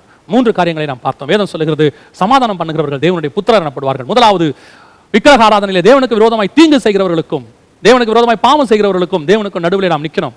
ஏசாயா புத்தகம் சொல்லுது, கர்த்தருக்கும் உங்களுக்கும் நடுவில் உங்கள் பாவங்களே தடையாக இருக்குதாமா. அதுக்கு நடுவில் நம்ம நிற்கணும். இப்ப இயேசு மத்தியஸ்தரா நின்னார். 2வது, உங்களுக்கு விரோதமாக எழும்புறவங்களுக்கு நடுவில், தேவனுக்கும் நடுவில் நீங்க நில்லுங்க. தேவன் அவர்களை வாதிக்கிறார், தேவன் தண்டனை கொடுக்கிறார் என்பது உண்மையாக இருந்தாலும் உங்கள் இருதயம் அவர்களுக்கு ஜெபிக்கிற இருதயமாய் மாற வேண்டும். கடைசியாக, வாதை உலகம் முழுவதும் வரும்போது அது ஜீவனுள்ளவரை தொடாதபடிக்கு, கலைகள் உலகம் எங்கும் பரவும் போது அது சபைகளுக்குள்ளே வராதபடிக்கு, அது 2த்துக்கு நடுவில் ஊழியக்காரன் கலசத்தோடு நின்று அந்த தேவ ஜனங்களுக்காக தேவனிடத்தில் மன்றாடுகிறவனாக இருக்க வேண்டும். அப்பத்தான் அந்த வாதை பாளையத்துக்குள்ளே வராது. அவன் சமாதானம் பண்ணுகிறவனாக இருக்க வேண்டும். சமாதானம் பண்ணுகிறவர்கள் பாக்கியவான்கள்.